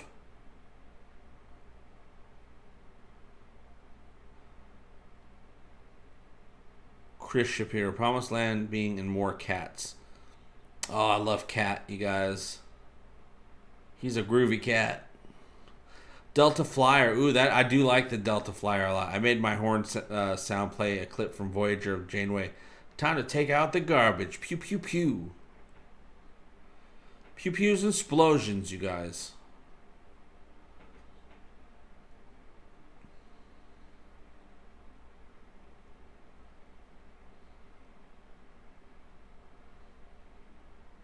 I've been watching, not often and not in a row. I've been slowly catching up on Falcon and Winter Soldier. I like it while I'm watching it. Yeah, Defiant is a badass ship. It's a tough little ship. I like Falcon and Winter Soldier while I'm watching it, but usually by the right when it's about 10 minutes left, I'm like, is this over yet? And then I like it while I'm watching it, and I'm enjoying it, and I see that they're connecting 100 hours of Marvel Universe footage from the last decade. They're peppering all the connections in there, so if you didn't watch all 100 hours of Marvel stuff, you're not going to catch everything, which I posted about this earlier. I only watched about 80 hours of Marvel content over the last decade, so there's stuff that I'm just not picking up on or I just don't care about. But yeah, then I do wait a while before I watch another episode. So I'm about one episode behind, and there's a new episode coming out tomorrow. I'm enjoying it, but at the same time, I'm like, I don't know. I'm just so sick of all these Marvel things. Just you interconnecting or setting up 5 different movies or other past movies or situations. I'm like, let's just get some characters we kind of know and have a whole new thing happen and just not have it connect to everything. Let's just have it be a standalone thing. WandaVision was kind of like that, and then it got more and more into like, okay, they're setting up this scenario for other films and blah, blah, blah, blah. Didn't mind it as much because the story was so original. This story isn't quite as original. But, I mean, it's entertaining to watch, but at the same time, I'm like, okay, I'm going to go do something else now. But other people, I'm sure, are loving it. It's not the show's problem thing. It's my problem. It's my issue, not the show's issue.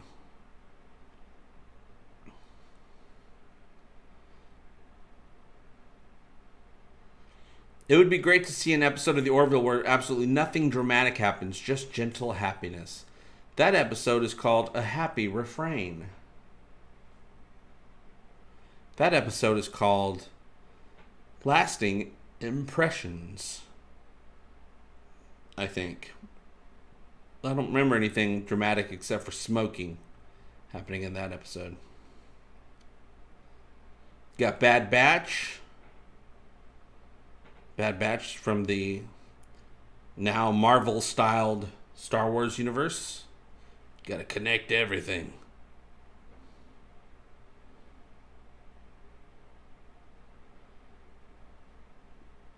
My favorite spaceship is Mechagodzilla. Yeah, I have Marvel fatigue. I had Star Wars fatigue for at least a decade and a half years ago. And but The Mandalorian got me out of that funk. Season 1. Then Season 2 came along, which I very much enjoyed. But it started just like becoming a build-up for other Star Wars series that are coming down the pipeline. I'm like, oh no. They're going to make me have Star Wars fatigue again. And I'm already getting Marvel fatigue.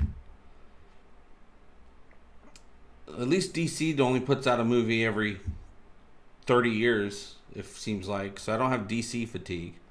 Though DC movies don't really excite me that much.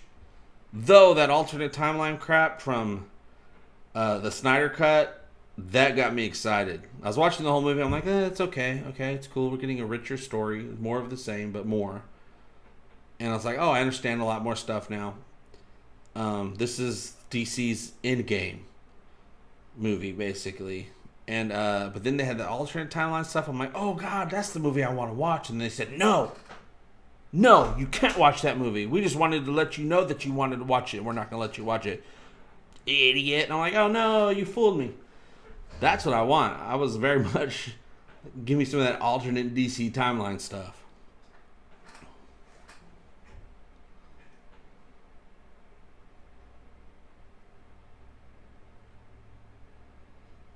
Yeah, The Mandalorian is very much tied into the animated Star Wars stuff, which is pretty cool. A lot of people are fans of that. And so they're seeing the stuff they're fans of represented in a live action show, which is pretty sweet.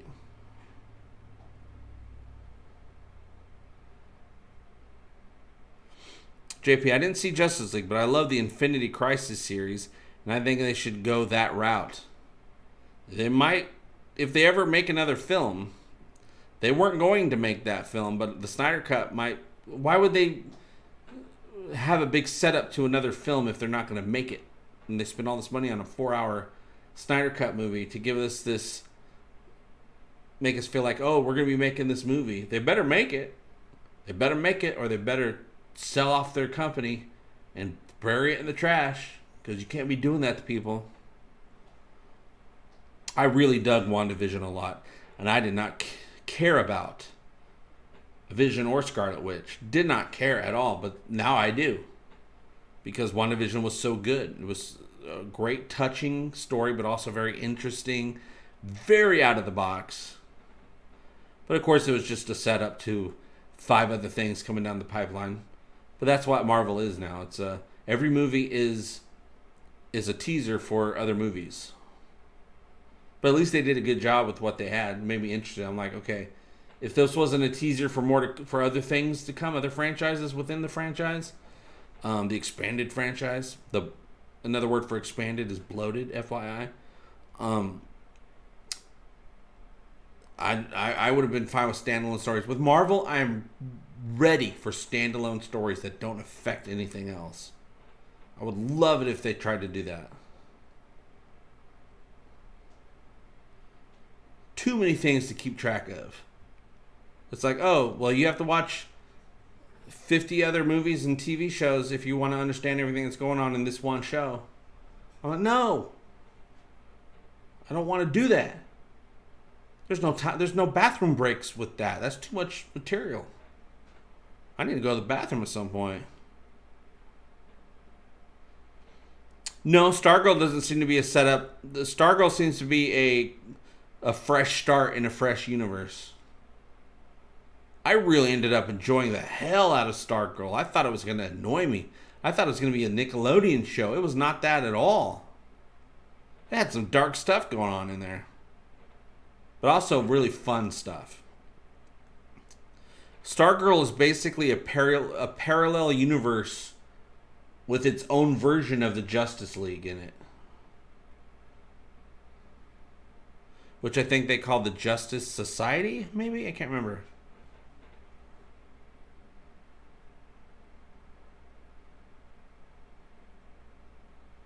Yeah, JSA, Justice Society of America. There you go.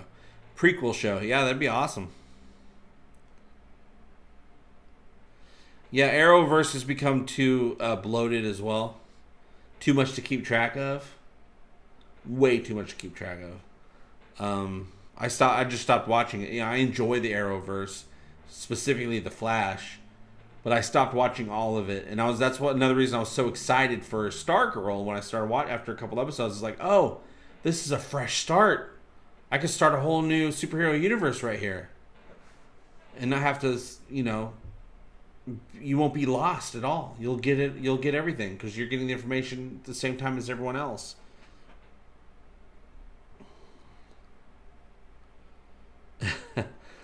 Bathroom and snack breaks are the only thing I miss from commercials. That and the occasional fun, clever commercial. You must have been watching the Super Bowl.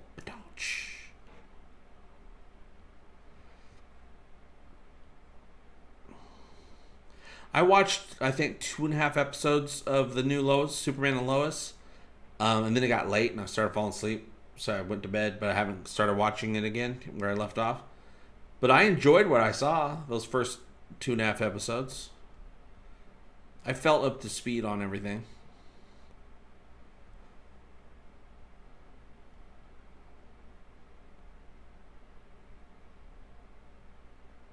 If they add Batwoman to Superman and Lois, I will stop watching.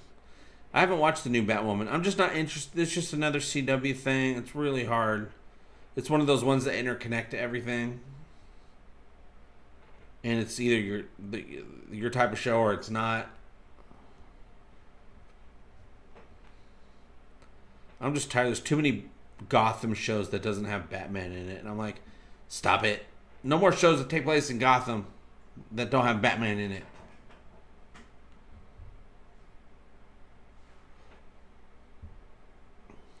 Yeah, it just became way too much.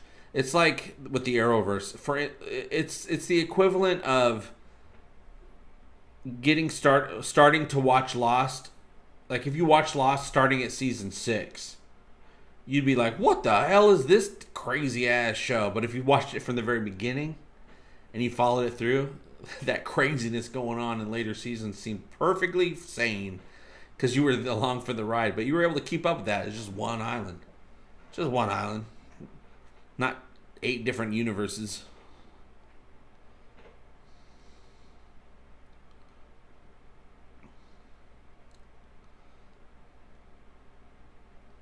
Yeah, and that's the thing with all of the Arrowverse shows, which really annoyed me, which is why I was liking The Flash at first, and then The Flash started doing it as well. Everyone and their brother becomes a superhero.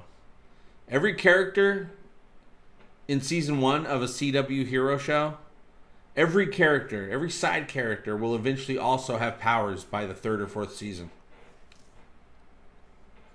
Lost. Batman is the man. The Batman. Don't forget about the man Bat, because he's around there too somewhere.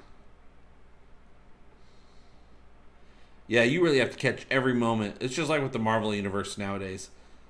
You have to catch every moment to get, because they're going to put they're going to put a reference from every single movie, 20 some movies, into a show. So you're going to be missing out on a lot.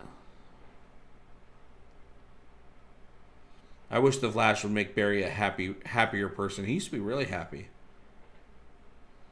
Yeah, always doubting himself. Well, that's just classic script writing. The hero has to doubt himself so that all of his pals can big him up, or vice versa. The pals are like, "Oh man," and then the Flash is like, "No, we got this. Through the power of the Flash, I am an icon that will hold us together. I am the glue." They don't say that because that's not what heroes talk like, but you know what I'm saying. He'd be a little bit more humble, a little more of a humble brag.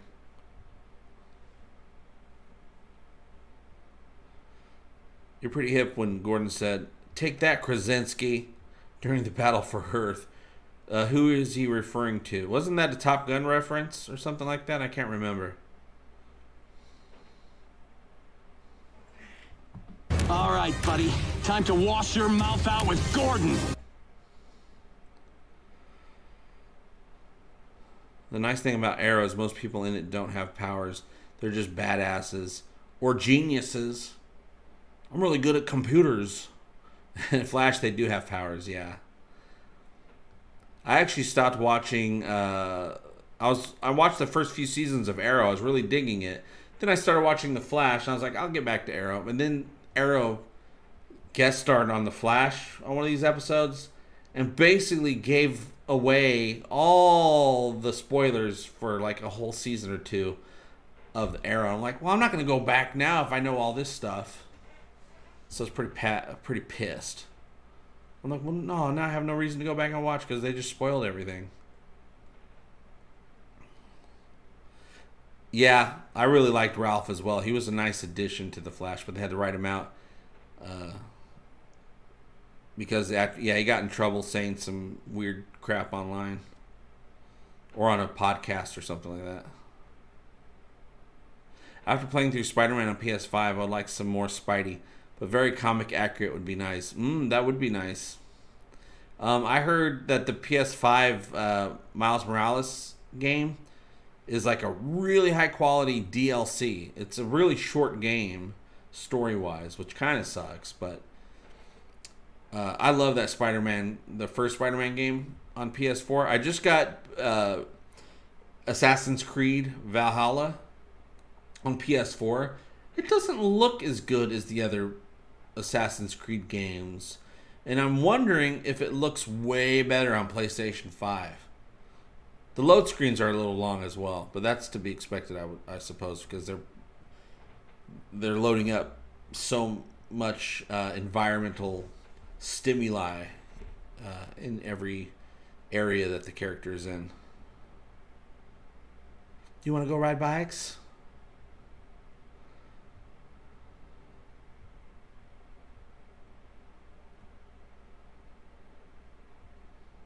Is Smallville considered Arrowverse?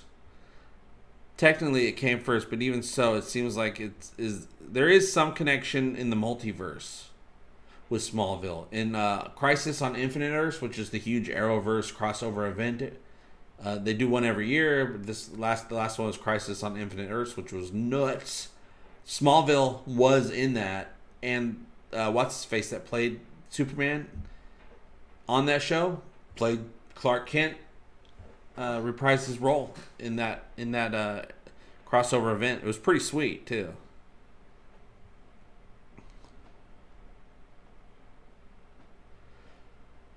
Daredevil is coming back in the new Flash movie, isn't he? Isn't the new Flash movie Flashpoint? Hell, Flashpoint could be that alternate timeline from the Snyder Cut. They can always do it instead of a Justice League movie. They can have one of the side characters take on the story in their film. Yeah, every DC movie or TV show is basically part of the Arrowverse now, thanks to Crisis on Infinite Earths. Even Adam West's Batman. They even went to Earth 67. I think it was 67 or was it 66? It was one of those. And they had Burt Ward reprise. We assume that he was, well, he's playing a dude. We don't know if he was Robin, but it's Burt Ward. And the Earth was, I think, 67, which I think, or it might be 66, whichever year Adam West Batman came out. Oh yeah, Daredevil is Marvel, Flash is DC. What's Daredevil returning in? I just saw a picture. What movie? One of you guys know. You're right. That's not even the same. Daredevil's Marvel, Flash is DC. Anyway, Daredevil's returning in someone's movie. Who the hell's movie is it? One of you guys. Julie Newmar. Meow.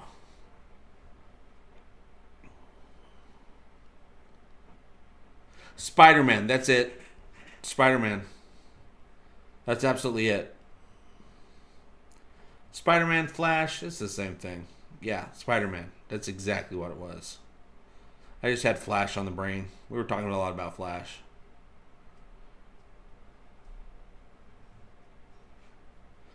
Spider-Man, Spider-Man does what any franchise can. Makes sequels all the time. Uses the same word, home. I don't know why.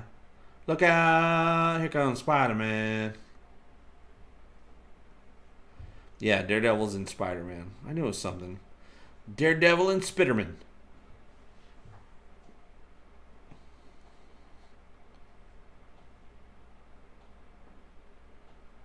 Today, at my girlfriend's work, it's Heroes Day, so they're all wearing like superhero t-shirts and stuff. So she works in the front of the office, and then there's people that work in the back of the office. And just coincidentally, everyone in the front of the office wore Marvel shirts, and everyone in the back of the office wore DC shirts. And they thought it was pretty funny. I'm like, yeah, you guys are at war. That's a crossover event.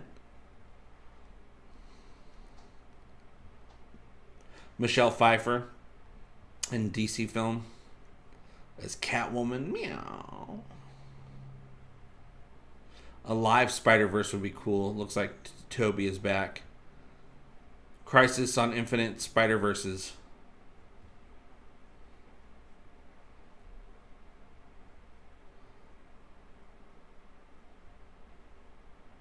The one guy in HR wore an Image Comics shirt.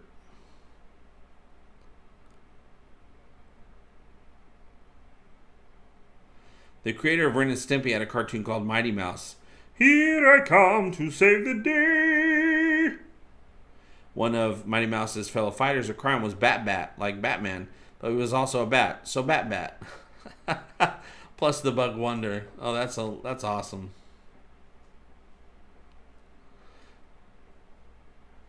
Oh, nice. You read the Falcon and Winter Soldier comic. Yeah, I haven't read any comics. Well, Orville comics, but anything else, not much in a long time. Oh, no, I love Seth MacFarlane shows. Family Guy, I don't watch it as much anymore, even though I did watch an episode the other day. I love them all. American Dad, The Cleveland Show. Cleveland Show and American Dad, I just catch an episode here or there. I didn't really follow it, even though I liked it every time I watched it. Movies, of course, Ted and Ted 2, A Million Ways to Die in the West. I've been a big Seth MacFarlane fan for, like 15 years before the Orville ever came out. But I'm much bigger of a fan now. Much more, now that I understand him more, the way he works and the things that he does and the things that he enjoys, music, Star Trek, all that stuff. Sci-fi, science. I respect him a lot more than I did when I thought I was a fan years ago.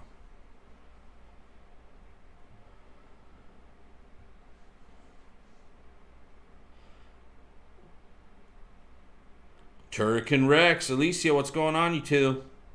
So Daredevil uses death-defying stunts to fight crime, like jumping 20 cars on a motorcycle. Yeah. I think Daredevil being blind, I think everything he does is a death-defying stunt.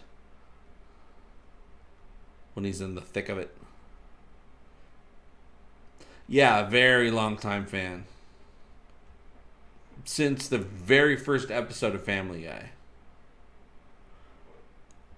That was when I first ever saw the name Seth MacFarlane, along with pretty much anyone else. DC should work something out with Paramount since they published all those Star Trek comics. Ooh, that'd be a crossover. I'd like to see an animated movie where Data is a superhero with the sidekick Spot. No Spot. That is a no.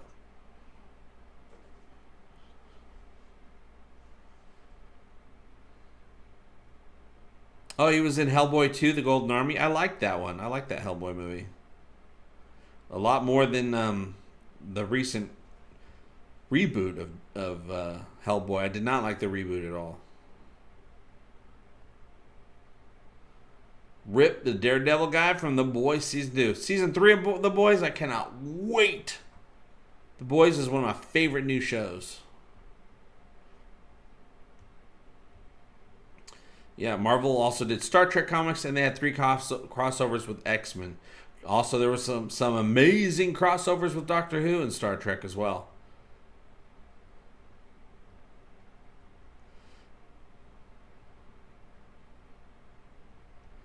A Million Ways to Die in the West. The sheep came out of the cat house with a $20 bill in her mouth.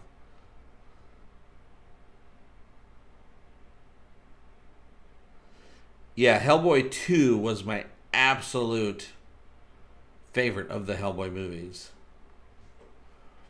Doug Jones played that alien character that's part of the Golden Army, or I don't know I can't remember his teammate. I can't remember if the Golden Army was them or somebody else. Probably somebody else. Doug Jones played the character, but who did the voice? Somebody else did the voice. Hell, it might have been Alan Tudyk. I can't remember. But Doug Jones did the acting. Oh, they're not going to cancel The Boys. I mean, they might have. I haven't looked into it. I just assumed they were making more. We got to take down, what's his nuts? Homelander. That dude's got to go. I'm just saying it. Abe Sapien. That's the character, Abe Sapien. Yeah, I love Starlight as well. I love everybody on that show. In Hellboy 1, David Hyde Pierce did the voice. That's it. And he was like, why did you guys even want me? The guy you have has a great voice. And they're like, oh, we want your voice. Yeah, so he didn't take credit for it. That's exactly right.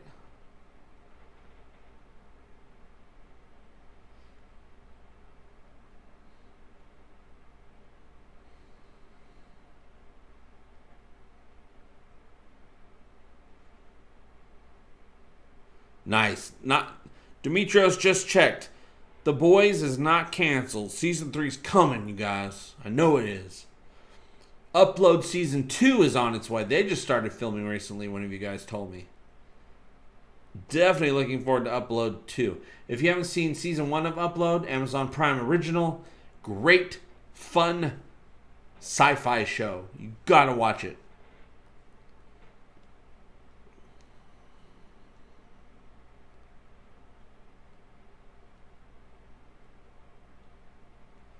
Wasn't Doug Jones also the eye hand monster from Pan's Labyrinth? That sounds familiar. I'd also know he played the Count in the first season of, was it the Count or some other name?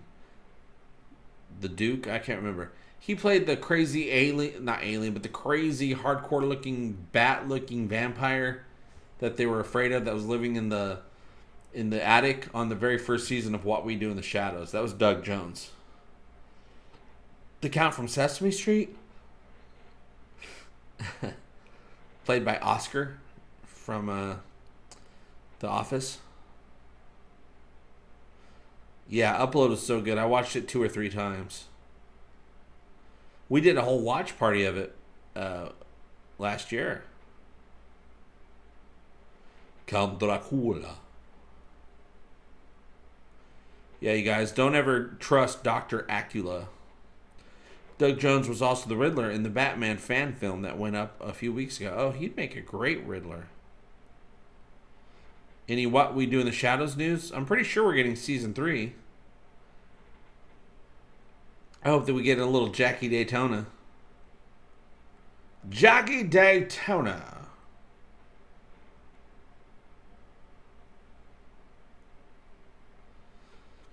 Doug Jones was also the fish dude in The Shape of Water. Oscar the Grouch's favorite food? Onions, I believe. Ugh.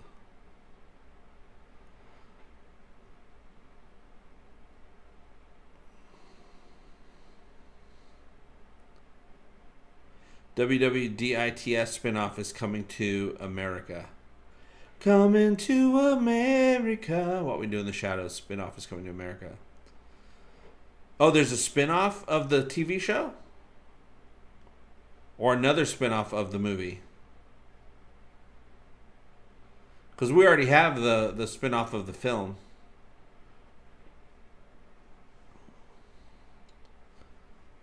That's on FX. Also on Hulu. I hope so. JP, do you think Kermit will get a bigger part in season 3? I hope so, Martin. He deserves it. I mean, he's a leader of men. And we're at war. We need a leader to help us get together and put our forces together. The Krill, the Mocklins, and the rest are here on Planetary Union. Kermit the Frog shall lead us into battle against the Kalon, thus saving all sentient life in the galaxy. Thank you very much, my good man. Let us celebrate with one human beer.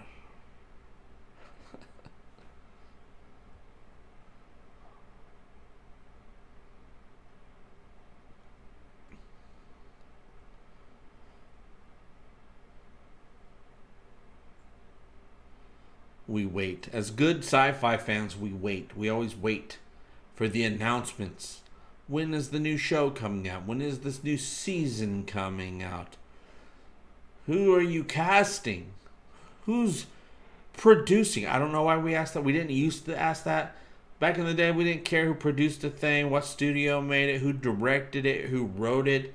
We just wanted to know what it is and when is it coming out. That was it. The unsung hero of Orville, Kermit the Frog.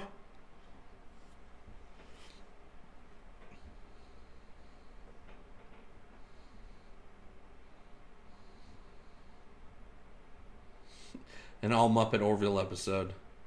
A Planet of Muppets.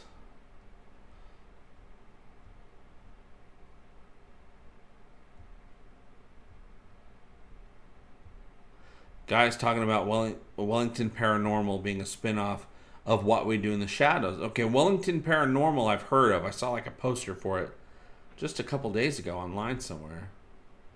I didn't look too far into it. It just looked like a fun paranormal investigator spoof show from the poster. That would be great. We got a little bit of that paranormal group of people in the Vampire Hunters episode of season 2 of What We Do in the Shadows. Oh, that was so good. A fistful of Muppets.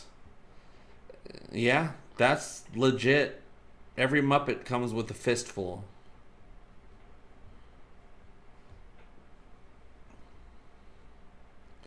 I wonder if there will be some kind of tiny aliens in the Orville later. Yeah, small, tiny little guys that are full sentient people with a society and a culture and technology.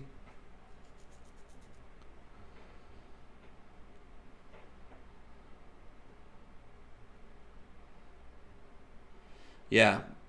Yeah, but we didn't have a pause button on the network days. Now we can pull director info on our phones. Yeah, you get all that info. Hell, if you have Fire TV, if you're watching something on Amazon or whatever, you press a little button and all the information about everybody on the screen comes up. Ever try to read the credits at television speed? I read like every fifth name. Ooh, puppet full of fist. That's a good one. It'd be the felt fist instead of iron fist. And my nose comes off. Remember that? Anybody remember that episode of I think it was Buffy, was it? No, it was Angel. Angel got turned into, some witch turned Angel into a puppet. And he's like, and my nose comes off. Funniest damn thing. Pocket enemy called Pockies. That sounds like a UK crisp brand.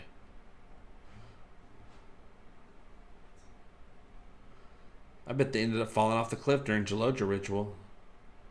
Jaloja! Why am I doing it manually when I can just do it with my pressing a button?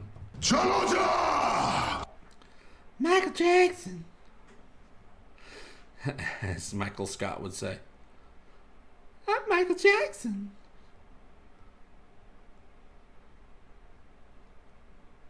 His nose fell off.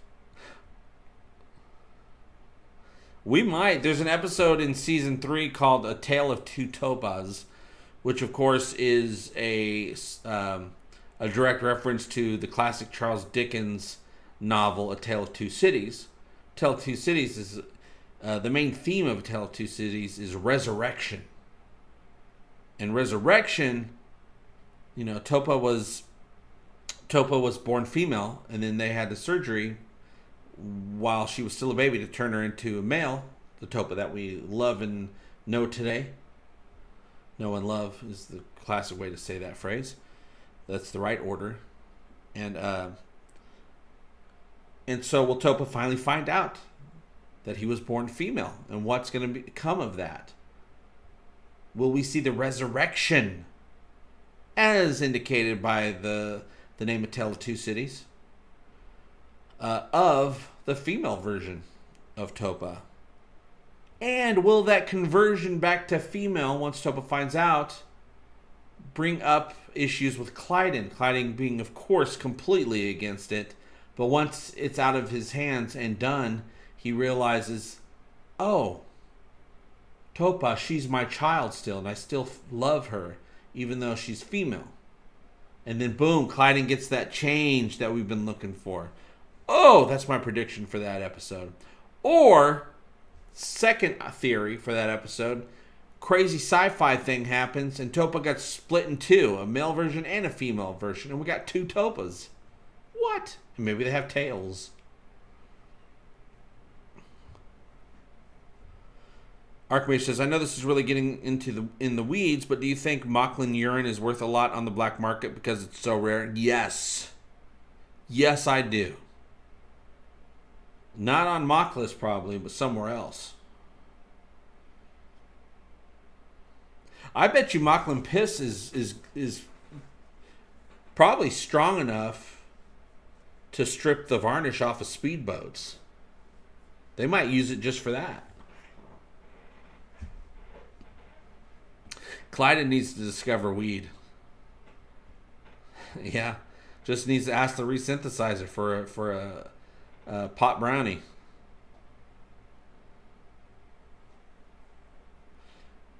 Oh, very good.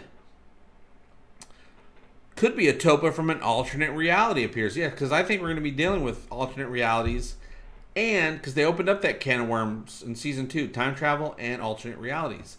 So I think we're going to dive deeper into those two themes in season 3. It could be episode 1 of season 3, Topa's female, and nobody realizes that that's weird. That's not supposed to be the case. Topa's female. The tribunal went the other way. And then later, the female Topa finds out that they were supposed to be male. but the timeline changed. What? It could go other way. They could flip it on its head just like that. The Orville writers are clever enough and smart enough, and they care enough to throw those types of things at us.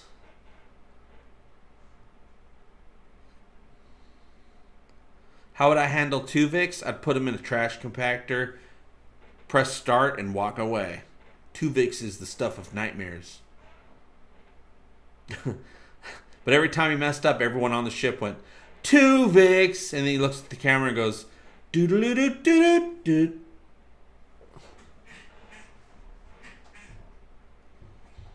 Imagine Machlin's face expression when he does when he goes to the doctor and he asks him for a urine sample. He's like, I will reschedule for 6 months from now. No, Bortis, you must make the appointment now. No, Clyden, I do not wish to urinate at this time. But now we have to come back, Bortis.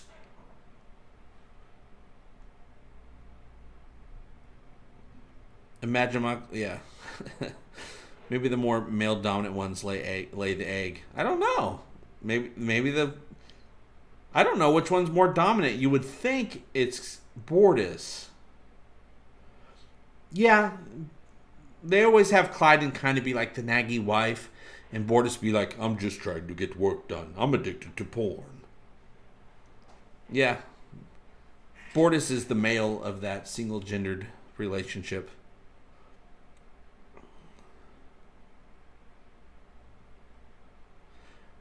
Nick Evans says, I wish I brewed beer so I could brew a stout and call it Machlin Piss. Why don't you call it Jaloja? Jaloja brew. Brewloja. Brewloja! Jaloja! Oh yeah, maybe when they reset the timeline, it left cracks and some refugees from the Kelly timeline escape into ours. Yeah, I don't even know if it's cracks come through, but I'm thinking there's just certain things that played out differently. There's just certain things that happens in the world, in the universe, in our timeline that could have easily gone the other way. Just a simple whim. Somebody's thinking about doing one thing or the other, a certain breeze comes across them, and they choose one of those things. What if that breeze never hit them right? So they chose the other thing, and now time is different. It's very simple. You can go to a timeline, somebody flips a coin, the head lands on heads, but you can travel back in time to that same moment again, and it goes tails. K-Destroyer of Worlds. Shut up, Wesley. What? Boom. Yeah, not like that, but yeah. Right. I bought a little stock in Avis on a lark because of the Orville, and it paid off. Oh, nice. We try harder. Consider this a cut of the profit. Are you in any stocks? I'm not. I used to be. Actually, I think I do have some stocks I forgot about. 10 years ago, I think I had some shares in some stocks, but I wasn't able to get on the website from when I moved because that website doesn't operate in this part of the country. But I should look into that. I had some shares. I went through prosper.com. Had some shares in some stuff. I haven't looked in over a decade. I should look and see. Thank you very much, K-Destroyer, and thank you for reminding me to check. I might have tons of money somewhere. Oh, wow. Sweet emotion. If I had money, I would be on the planet of Machlin women, in the sanctuary right now, and find them physically pleasing. Oops. Pressed the wrong button, because I wanted to be all smooth and be all like... I would be happy to attempt sexual relations with you, Lieutenant. That's you to them. And then them, they're like... I wish to bring you erotic pleasure. Let us experience this sexual event. But with a higher voice. Not that deep voice. Well, I mean, they might. But higher voice. Q squared! Really? This is my job? How did I win at life? But I did. I've won. Yeah. I wish that was a super chat sticker. How do super chat stickers work? I saw super chat stickers listed somewhere, and I'm like, what's that? I don't even know what that is. I got me some emojis. You want some emojis? Give y'all a little bit of the emoji treatment. Boom. Got me my emojis. We should really hang out more. I'm really funny. We try harder. Do you try harder? Part of me does. Manfred says, do you think the Orville will go to another galaxy in the next season for some funky adventures? I don't know. There's a lot of, like, somewhere, like different quadrants like they have in Star Trek. Sure, they could go anywhere. I think they're going time travel style. I think we're going to be seeing some time travel and some alternate universe stuff going on, I think. In the very least, time travel stuff, which I think there might be time travel stuff, and then they cause a whole spider web of BS. They come back, things aren't right. They have to go back and change it. They have to, they cause problems by time traveling, which usually would be something you would have to deal with if you did time travel. Sweet emoji. Yes, I do, Steven. JP, do you think the Orville ship and the crew is the most important ship now in the Union? Yes, and I think they're going to have a retrofit. If all of a sudden we're at the biggest war ever in the universe ever, a battle for all sentient life, and you have your most important crew that saved you already from the threat, you're going to soup up their ship best you can. So I think we're going to be getting some special weapons, surprise weapons. I would love to have a top cannon like the old Union ships had, the old battle class cruisers had in like 100 years ago in Planetary Union history. Love that, but I think we're going to be getting reinforced retrofit of the Orville ship. ECV 197 Orville, you guys. It's going to be beefed up. Lone Puppy, what? Yeah, I like that. That's good. Yeah, you look like the guy who's on the list because you know the DJ. You do look like that, Lone Puppy. I'm hoping they address the multiple captured Kaylon in the next series. Yes, we got tons of captured Kaylon from Identity Part 2 when Isaac EMP'd all their asses to the ground.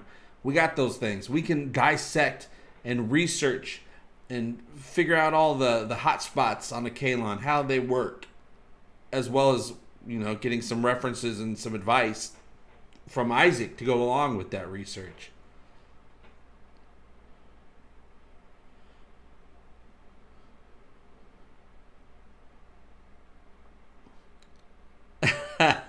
Alternate universe Isaac should have a beard like the Mirror Spock. That would be a fun Photoshop experiment. Like, I have a picture that I photoshopped most of it because I had a behind the scenes Kelly timeline version of the crew all sitting together posing for a shot in a shuttlecraft, but you can see all the behind the scenes stuff behind them, so I photoshopped it so it just looked like the ship, like the rest of the shuttlecraft, but with a skylight.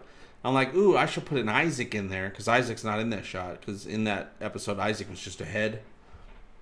Mark Jackson didn't have to do anything for that episode.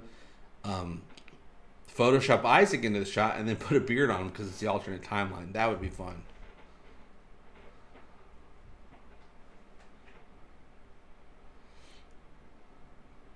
Yeah, we're supposed to be learning a lot more about all the characters we already love. The entire crew, we're going to be diving deeper into their backstories in Season 3. That I know for a fact. That's official.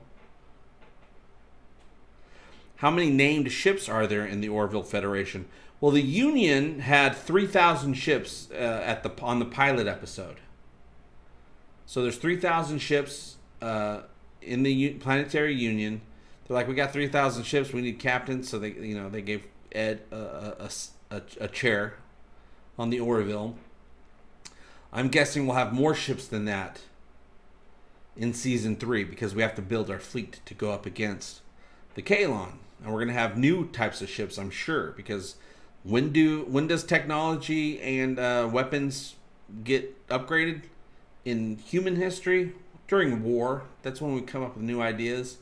So I'm sure we'll have some new ideas popping out in Season 3, weapons-wise.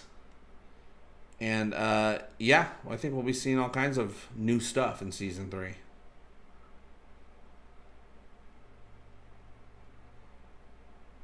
But I'm sure we'll have more than 3,000. We lost a good amount of ships.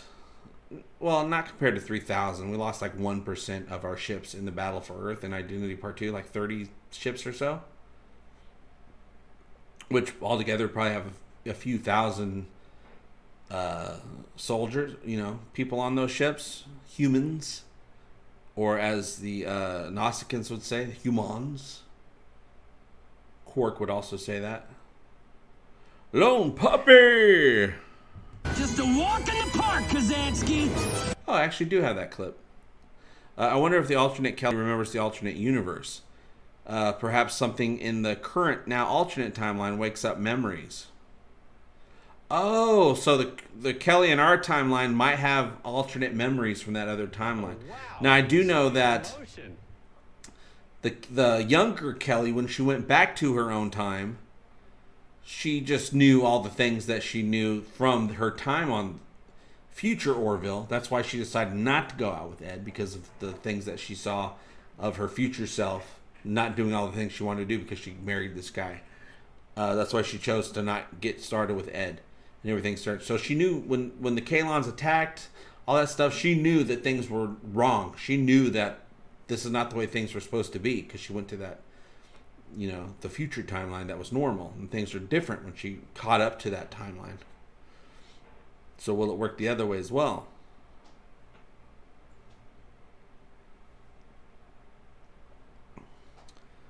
Yeah, they lost more than 1% of the defense of Earth. Yeah, they were only able to gather just some nearby Union ships. They only had enough time to gather what they can gather. But most of the ships are just out there everywhere doing their missions.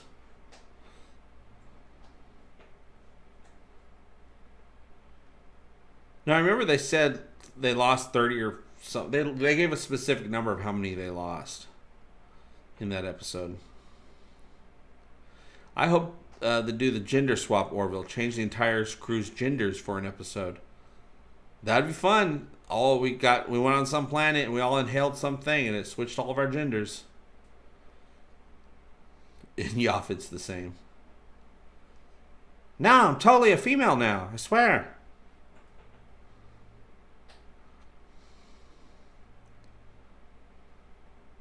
Memories of other time zones, multiverses possible, and happens all the time. Yeah, I could see it all happening. They'll just have some reason why. Because she did get hit by that beam, so that makes they say, oh, you're still connected to that. In a faint way, you're still connected to that alternate version of yourself. Because you were zapped, you were changed, you were affected by the anti-banana ray beam. Got to keep my eye on the time. Make sure I don't miss. Well, I have an alarm set to end the show, you guys, so I can go pick up the kid from school. Today's my day to go do the dropping off and picking up. We definitely need another Orville book. Just saying, I'm almost finished with the first one, and there's stuff missing from it. Yeah, that first Orville book is so good. So good behind the scenes stuff, and that's before anyone even really cared about the show at that time. And I know a year or two ago when I talked to Les Kassar, the senior concept artist for the show, he says, no, I don't think we have another book in the works, because we want to do a different book. They want to do a concept art book for the Orville, which would also be great because it would have a lot of information in there as well. And Orville's concept art book would be a great coffee table book.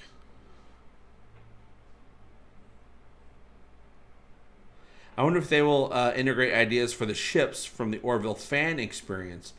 Lone Puppet, thank you so much. Let's give you a... Hey, there you go. See, that's what I'm talking about. Right there.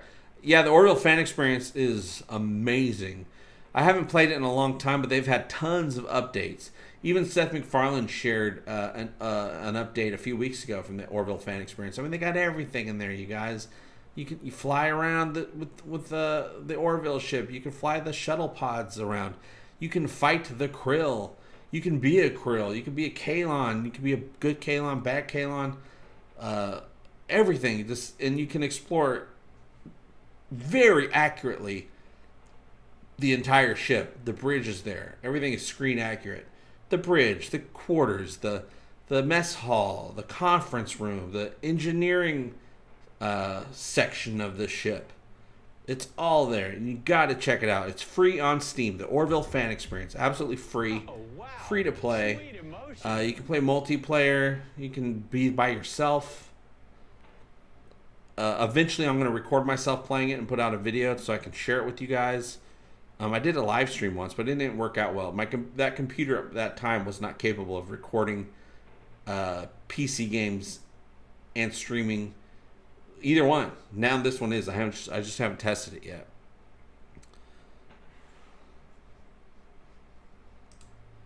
Q squared helping to keep the lights on here. Hobo clowns are the most dangerous because they're hungry.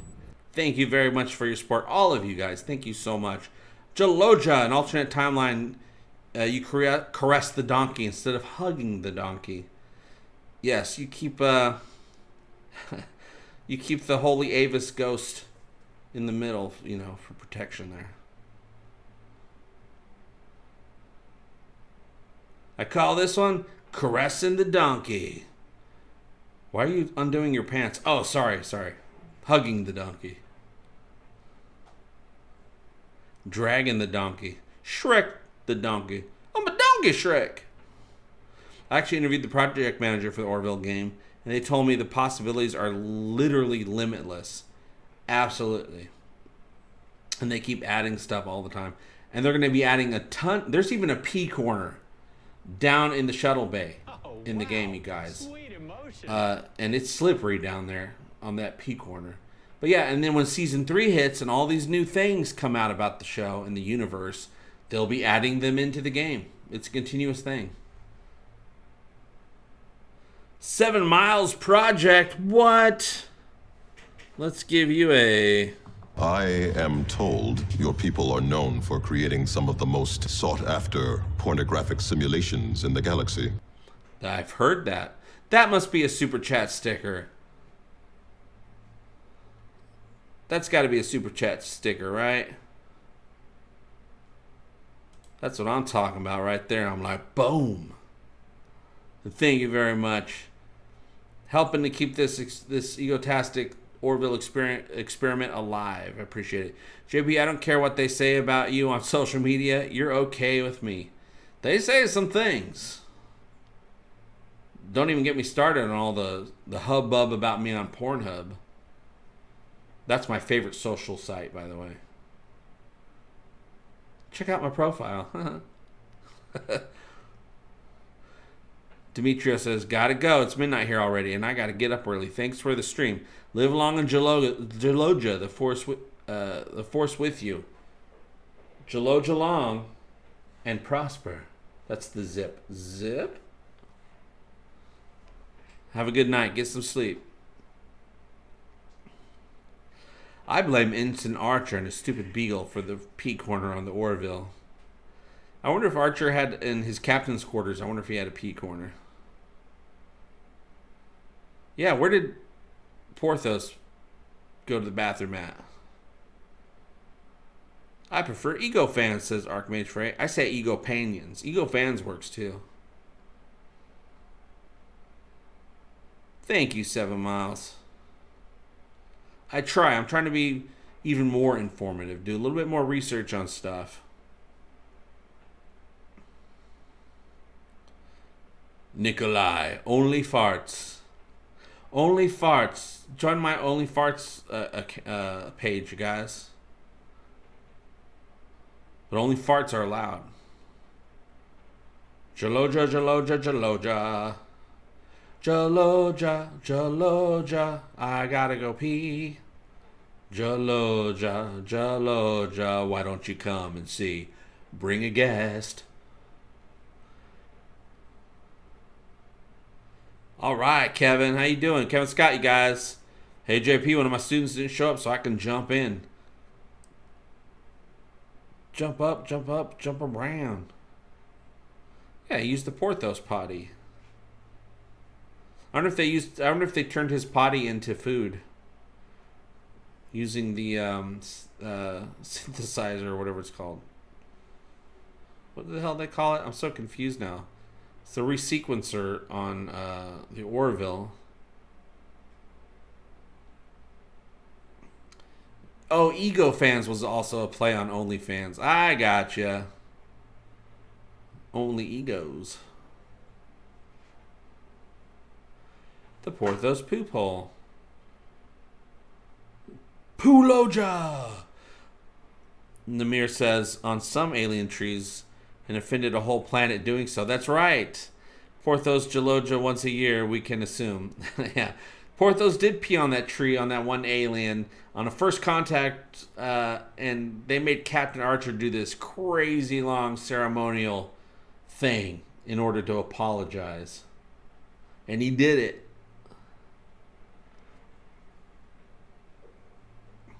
That's true. Maybe T'Pol's jumpsuit was made out of leftover Porthos meals. I don't know. Vulcans have really strong noses, senses of smell. All right, Jonathan. Thanks for stopping by. I'm out, y'all. Jaloja long, but not too long, and prosper. I Jaloja the longest when I'm at the movie theater for some reason. It's like, oh, I gotta go to the bathroom. I gotta miss a bit of the movie. And then you pee forever. And you're like, Jaloja, damn it. It's taking too long.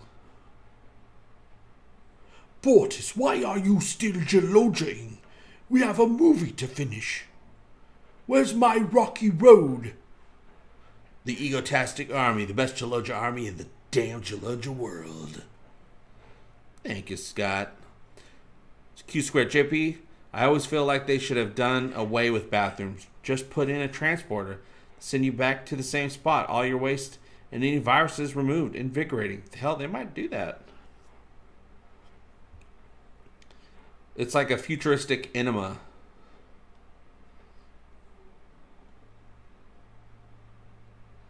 Yeah. Every time I watch Enterprise, Phlox kind of makes me forget about other doctors. And we've had some wonderful doctors on Star Trek. God, Voyager. Love the Doctor on Voyager. But Dr. Phlox. Love me some Dr. Phlox. Season 3 is still filming. They still got a little bit left to do. Filming wise, probably another month or two they'll be done.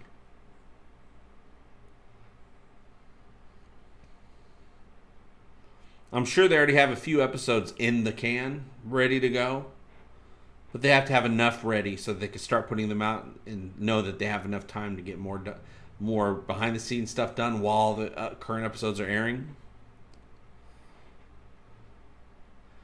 Bruce Boxlightner is supposed to have a cameo in season 3. From Babylon 5. Rena Owen, who played Havina, she'll be returning in season 3. We're hoping that Michaela McManus, is that her name? Sounds right. Who played Talia.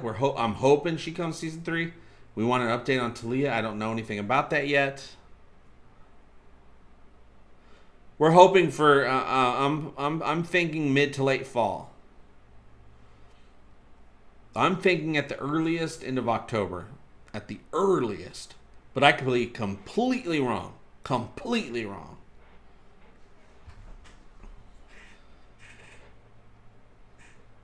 I'm thinking we'll be getting an announcement very soon, as well as a teaser trailer. I'd be happy with a half season to hold me over while they finish up the second half of the run. Yeah, I'm pretty sure they're dead set on having all 11 episodes over 11 weeks to keep the momentum going when the season starts. No, Patricia doesn't do a lot of acting anymore. She still does a lot of she has her hands in so many different pots right now. She's hosting live events under her own umbrella of Magical Living. B5events.com. That's her. Go to B5 Events. The next event is this Saturday with Andrea Thompson, who is one of the main actors in the first 2 seasons of Babylon 5. They're doing a whole event with her this Saturday. You go to B5events.com to check that out. Of course, it'll be hosted by Patricia. And they're going to go into, all the behind the scenes Babylon 5 stuff. And then they're going to go into real life discussions. And there'll be a whole spotlight hour where Andrea shares some of her talents with the audience. And there's the VIP section and for VIPs only. And it's a big to do. If you're looking for tickets to get in on that, b5events.com. Very easy to remember. This Saturday.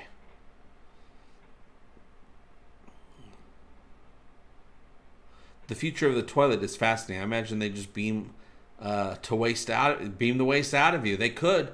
Maybe they flush your colon every time you beam somewhere. Like you may have just had a big meal and you're like, okay, let's go on this away mission. Oh God, pasta, you guys. And then when they tear apart your molecules and reassemble them, a clone of those molecules down on the planet, they take away all that poop, you guys.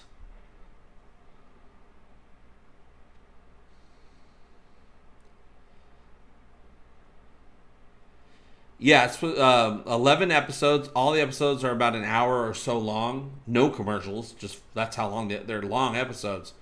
And yeah, it's going to be a weekly release.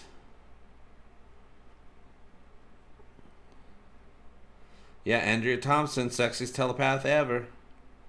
Well, let's not forget about Lita. Yeah, Kevin said it, Lita. Yeah, they might remove your kidney stones. They might remove some of that cellulite every single time you transport. You get a free facelift every time. And a free face. That's a whole different face down there.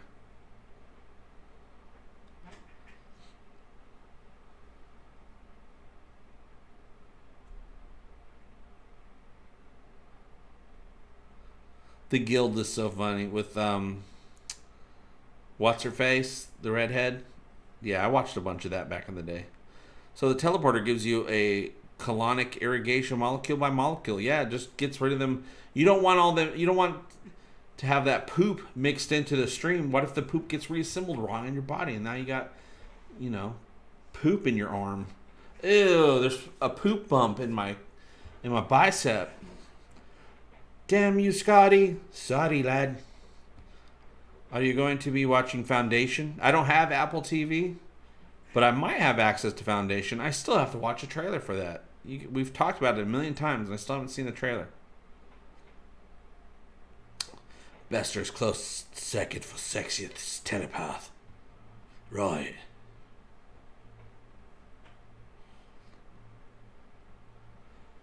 Bathroom science for the reals. The Geologia Squad here know where it is at.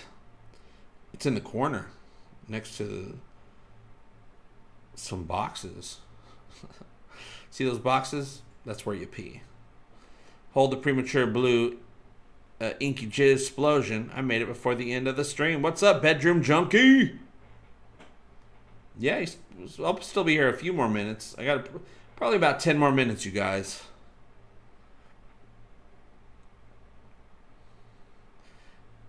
It was a fantastic series. Lost a little steam at the end, but Babylon 5 was a big love of mine. Farscape as well. I keep hearing rumors of Farscape coming back, making a return. But, they say that every year about Firefly. So it's always hard to... I don't trust any piece of information until I see some footage or a trailer or some behind the scenes on the lot type of pictures. Otherwise, everything is just something somebody said until I see a product. And most of the time, I'm right. Usually all that stuff is lies. That somebody made up to get attention. Gremlins. Internet gremlins. Dr. Phlox convinced Archer to commit genocide using very flawed arguments, so I cannot accept. Pulaski might be preferable. It's a close call, which was more reprehensible being he succeeded. But then we're using our human morality to go up against alien morality, which we don't know which one's right. We know what's right for us.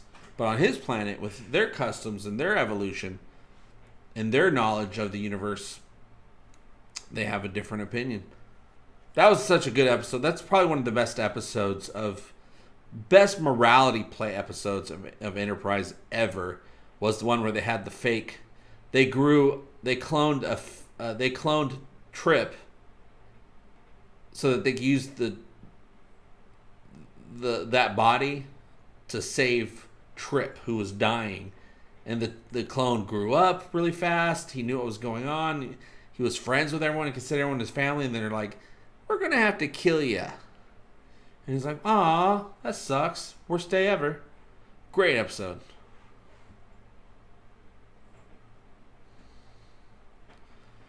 I'm glad various people liked Walter Koenig and gave him a job. He has some good work out there. Yeah, if you think about it, as much as we love Chekhov in Star Trek, it's not that great of a role.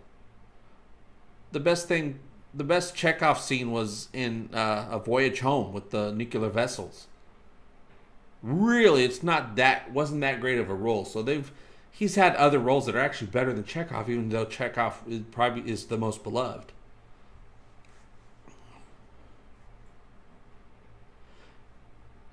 Chris got season 1 of the Orville DVD ready to go when this is done. All right, I'm glad we got this inspiration to go back and revisit the Orville, the 25th century, and have some adventures. Get excited, get pumped up for season 3. That's my goal. Every week we're going to get pumped up for season 3. It's going to be a lot of pumping up, but pumped up we shall be.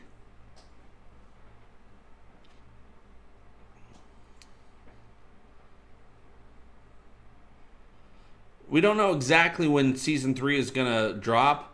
I'm expecting an announcement any day now. I mean, it might be a couple weeks from now. It might be a month, but it really feels like we're going to get it really soon. My guesstimation, and this is completely a guess, through things that I find important in a Hollywood production, my guess is no earlier than the end of October, but I could be completely wrong. We might get it September, we might get it August.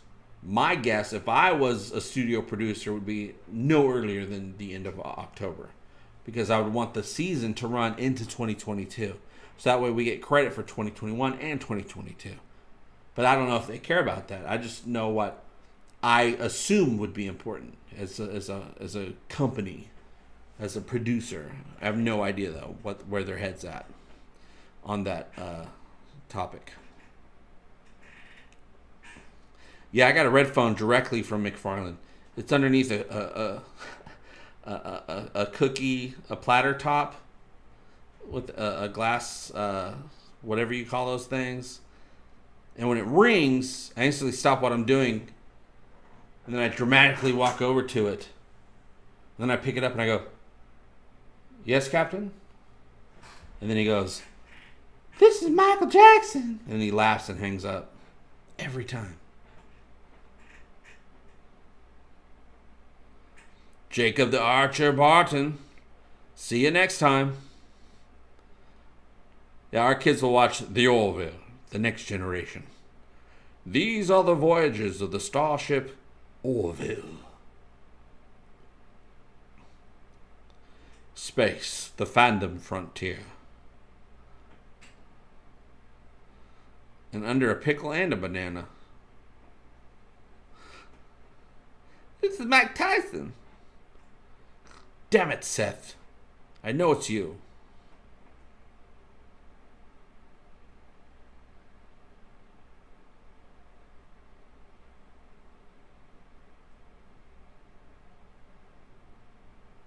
Nice, Mark. Mark says, enjoying this chat so much, was able to listen and do 4 invoices. I'm going to send out some invoices too. You get an invoice, and you get an invoice, and you get an invoice. Invoices for all. This is Invoice. Q squared, $25 super chat. What? We need no longer fear the banana. Does it work on all fruit? What about salads? Thank you so much for keeping the lights on here at the studio, keeping the internet on at this studio. I very much appreciate it. So we come to you each week. Don't forget that watch party tomorrow on Egotastic FunTime Twitch. We'll be watching some time travel episodes of Star Trek probably Star Trek. Might throw quantum leap in there. You don't know. JP, don't even leave us again. Take any breaks you need. But do lives on YouTube more. That's the plan. And I can promise some super chat from me anyway. I really like your sense of humor. Congrats on all of the positive turns your life has taken. Thank you so much, Q Squared. It really means a lot that you support the show and that you support me, and that I'm able to bring, hopefully, some of you, some of the excitement and the happiness that you guys and positivity that you guys bring to me. I'm hoping I'm able to recycle that. We'll just keep bringing it back and forth to each other, because we all need that right now. Well, we need that forever. We always need that. So why should we not have that? Let's do that. Let's just be symbiotically awesome. Let's just be the best nerds, you guys. I think we can do it. And thank you so much, Q Squared. And I'm very, very happy right now. Still scared. Being a content creator is still scary. I want to make sure I'm able to, keep the bills paid. I got a family now. But it's still scary. But F the fear. F the scariness. I'm happy. I'm excited for the future. And where we're going, we don't need roads, you guys. Everyone's gonna need to chip in for a flux capacitor, but we don't need roads. So write that right off. We don't need it. Thank you very much, Q Squared. The anti-Oprah. And you get a bill. You pay taxes for a car. And you pay taxes for a car. And you pay taxes for a car. Don't forget the insurance. Always worth it. The anti-Oprah. Gotta check my time. Because I always got to, before I leave to go pick up the kid, I always got to make sure there's nobody on my lawn. Because if there's people on my lawn, I'm going to go, get off my lawn. I just mowed it. Had to mow that lawn, damn it. It's that time of year where the grass started growing. Oh, God. Oh, good. In this part of the country, you got to mow your lawn like every 3 days. It sucks. No highway in the sky. Highway in the sky with diamonds. Q Square is awesome.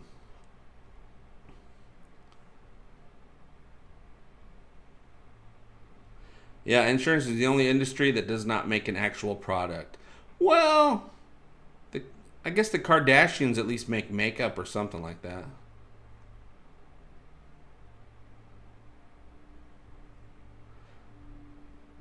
Yeah, they just take your money and say, if something happens.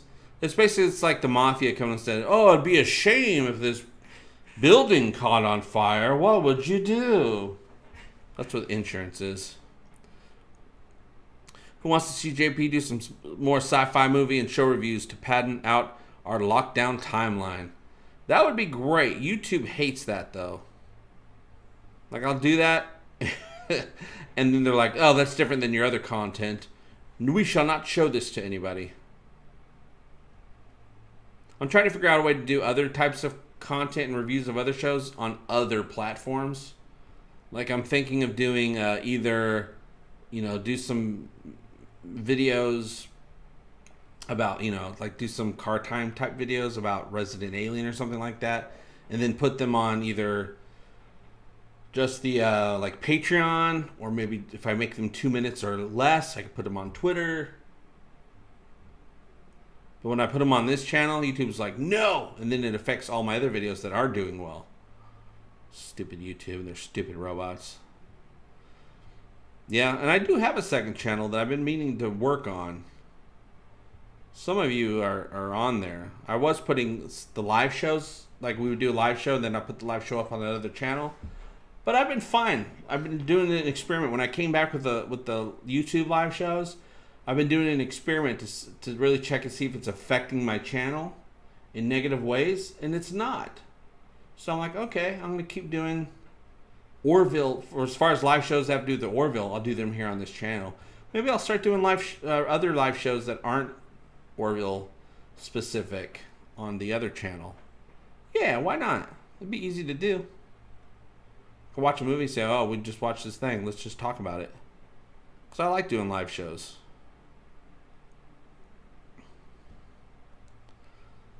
People spend hundreds to thousands of dollars on app games, and they're not a product.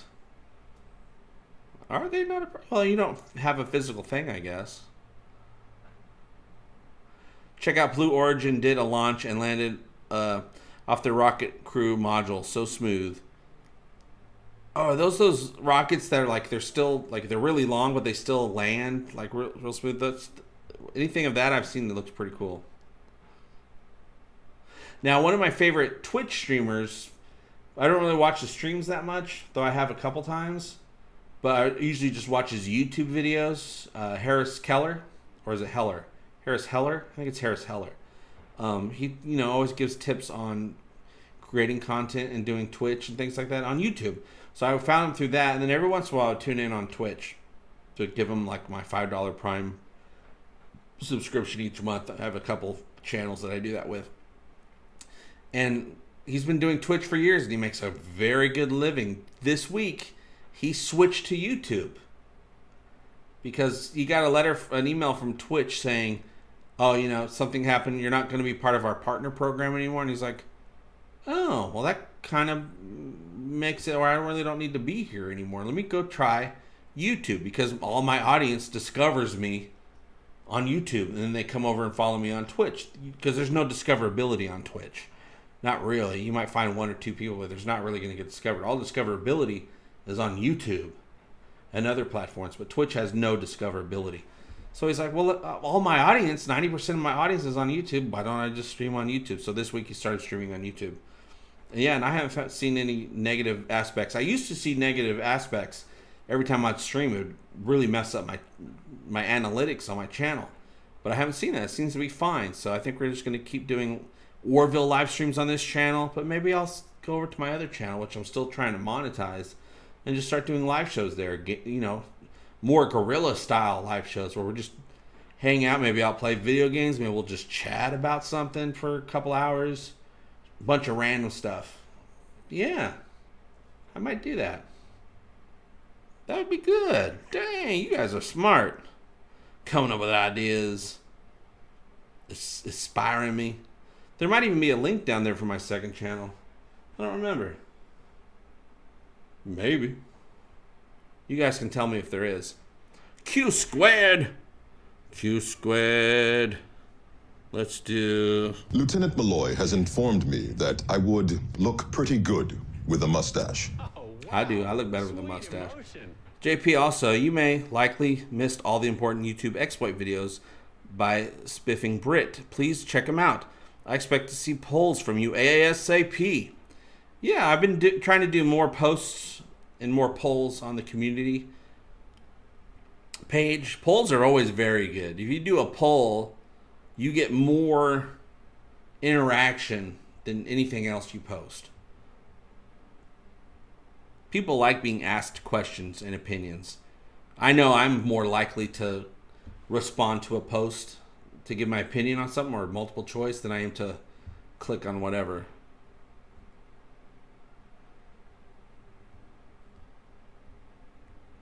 Yeah, the JP food tasting hour. Hey guys, today we're going to test out classic Funyuns. What's so great about classic Funyuns? They're Funyuns. But now it's going to be me eating the Funyuns. Algorithm, yeah, the algorithm does like polls because it's interaction with YouTube. It's all about interaction. So the more that you guys thumbs up, the more you guys talk in the chat, even when this video becomes an official video and you comment on it and give it a thumbs up, even though you were part of the live show, anything you go down my list of videos, just click on each. Well, that's actually bad. If you clicked on each video without watching it, just to give it a thumbs up and a comment, it would give it a very short watch time, which would probably mess with the numbers. But when new videos come out, watch the video, give it a thumbs up, give it a comment. That helps with the algorithm. That'll help push my channel into the eyes of other YouTube viewers that might not know about this channel. I've actually had a few comments from people who didn't even watch the Orville, never watched it. They came across my channel some way, somehow. They enjoyed what they saw, and they started watching the Orville, and they became fans of the Orville. I love those stories so much because I'm like, damn, you don't even watch the Orville. And I got you to watch the Orville. That's amazing. Why were you watching my show if you never watched the Orville? That's weird. And a poll of what show to talk about.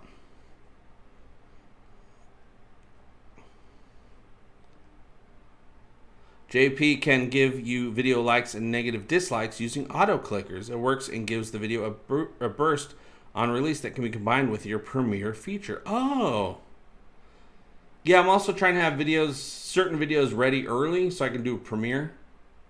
Some videos I'm like, it's not worth Premiere. But then I'm like, why not just do a Premiere anyway? It's only a few minutes. If people show up, great. If they don't, that's fine too. They might watch the video later. I always get this thing. A lot of creators do this. YouTubers do this. We're like, well, I don't want to bother people with a short video premiere. Like an 8-minute video and feel like I'm wasting their time. I'm like, well, then why are you posting videos at all? If they click on your video and watch it and you don't like it, that's 8 minutes that they spent. They spend it here, they spend it there, whatever.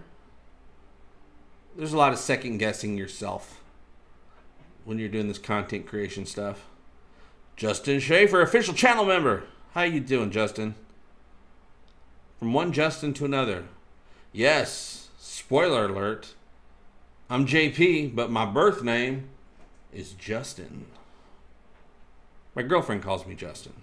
She's like the only one. I like it when she does it, though. But everyone else calls me JP, because that's what I like. Even my mom calls me that, which is weird. I never told her to do that. She just heard other people doing it. And she's like, yeah, that sounds right. So she calls me that all the time. Auto clickers sounds like something the Krill would resort to when the lights go out.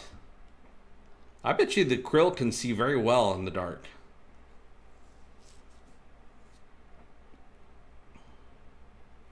Kevin says, I just post. I never premiere. I do a premiere every once in a while if I feel the video is worth it, but I'm like, might as well just premiere every time. Might just be a quick little thing where you can chat with people live. And then it just becomes a regular video.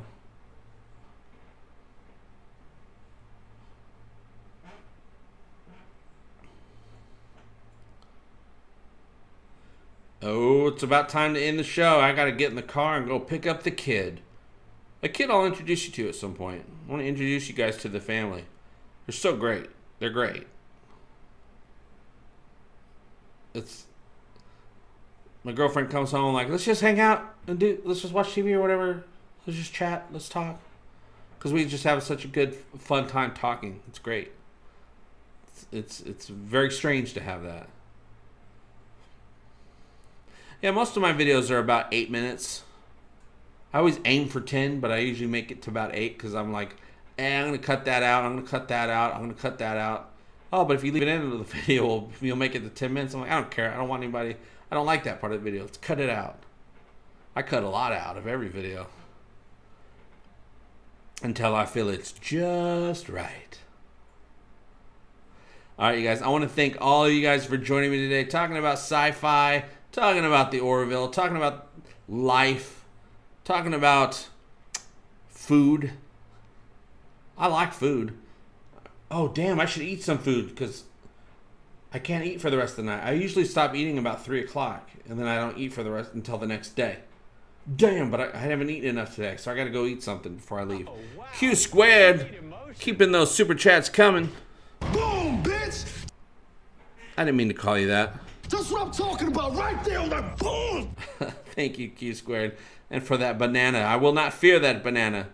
I'll see you guys very soon. You can help support Egotastic FunTime, Talking to Orville. Keep those weekly videos and live streams going, keeping the lights on, keeping the internet on by clicking on any of those support links below. If you look up at the top of the chat, you can see one of my newest Talking the Orville shirts, Day Drinking. Orville fans all over the world will want a Day Drinking shirt to show that they are a fan of drinking and of the Orville. Works out pretty well. Now that's a crossover event. I'll see you guys very soon, and as always, I hope all your times are Egotastic fun times. Love you, bye-bye. Egotastic FunTime, we're gonna have a great time. Egotastic FunTime, give me all your money. Give him all your money. You will find it funny. Just give me money. I love money. Give me all your money. Give me all your money. Give me all your money. Give me all your money. I am awaiting my dinner. This has caused me to become displeased.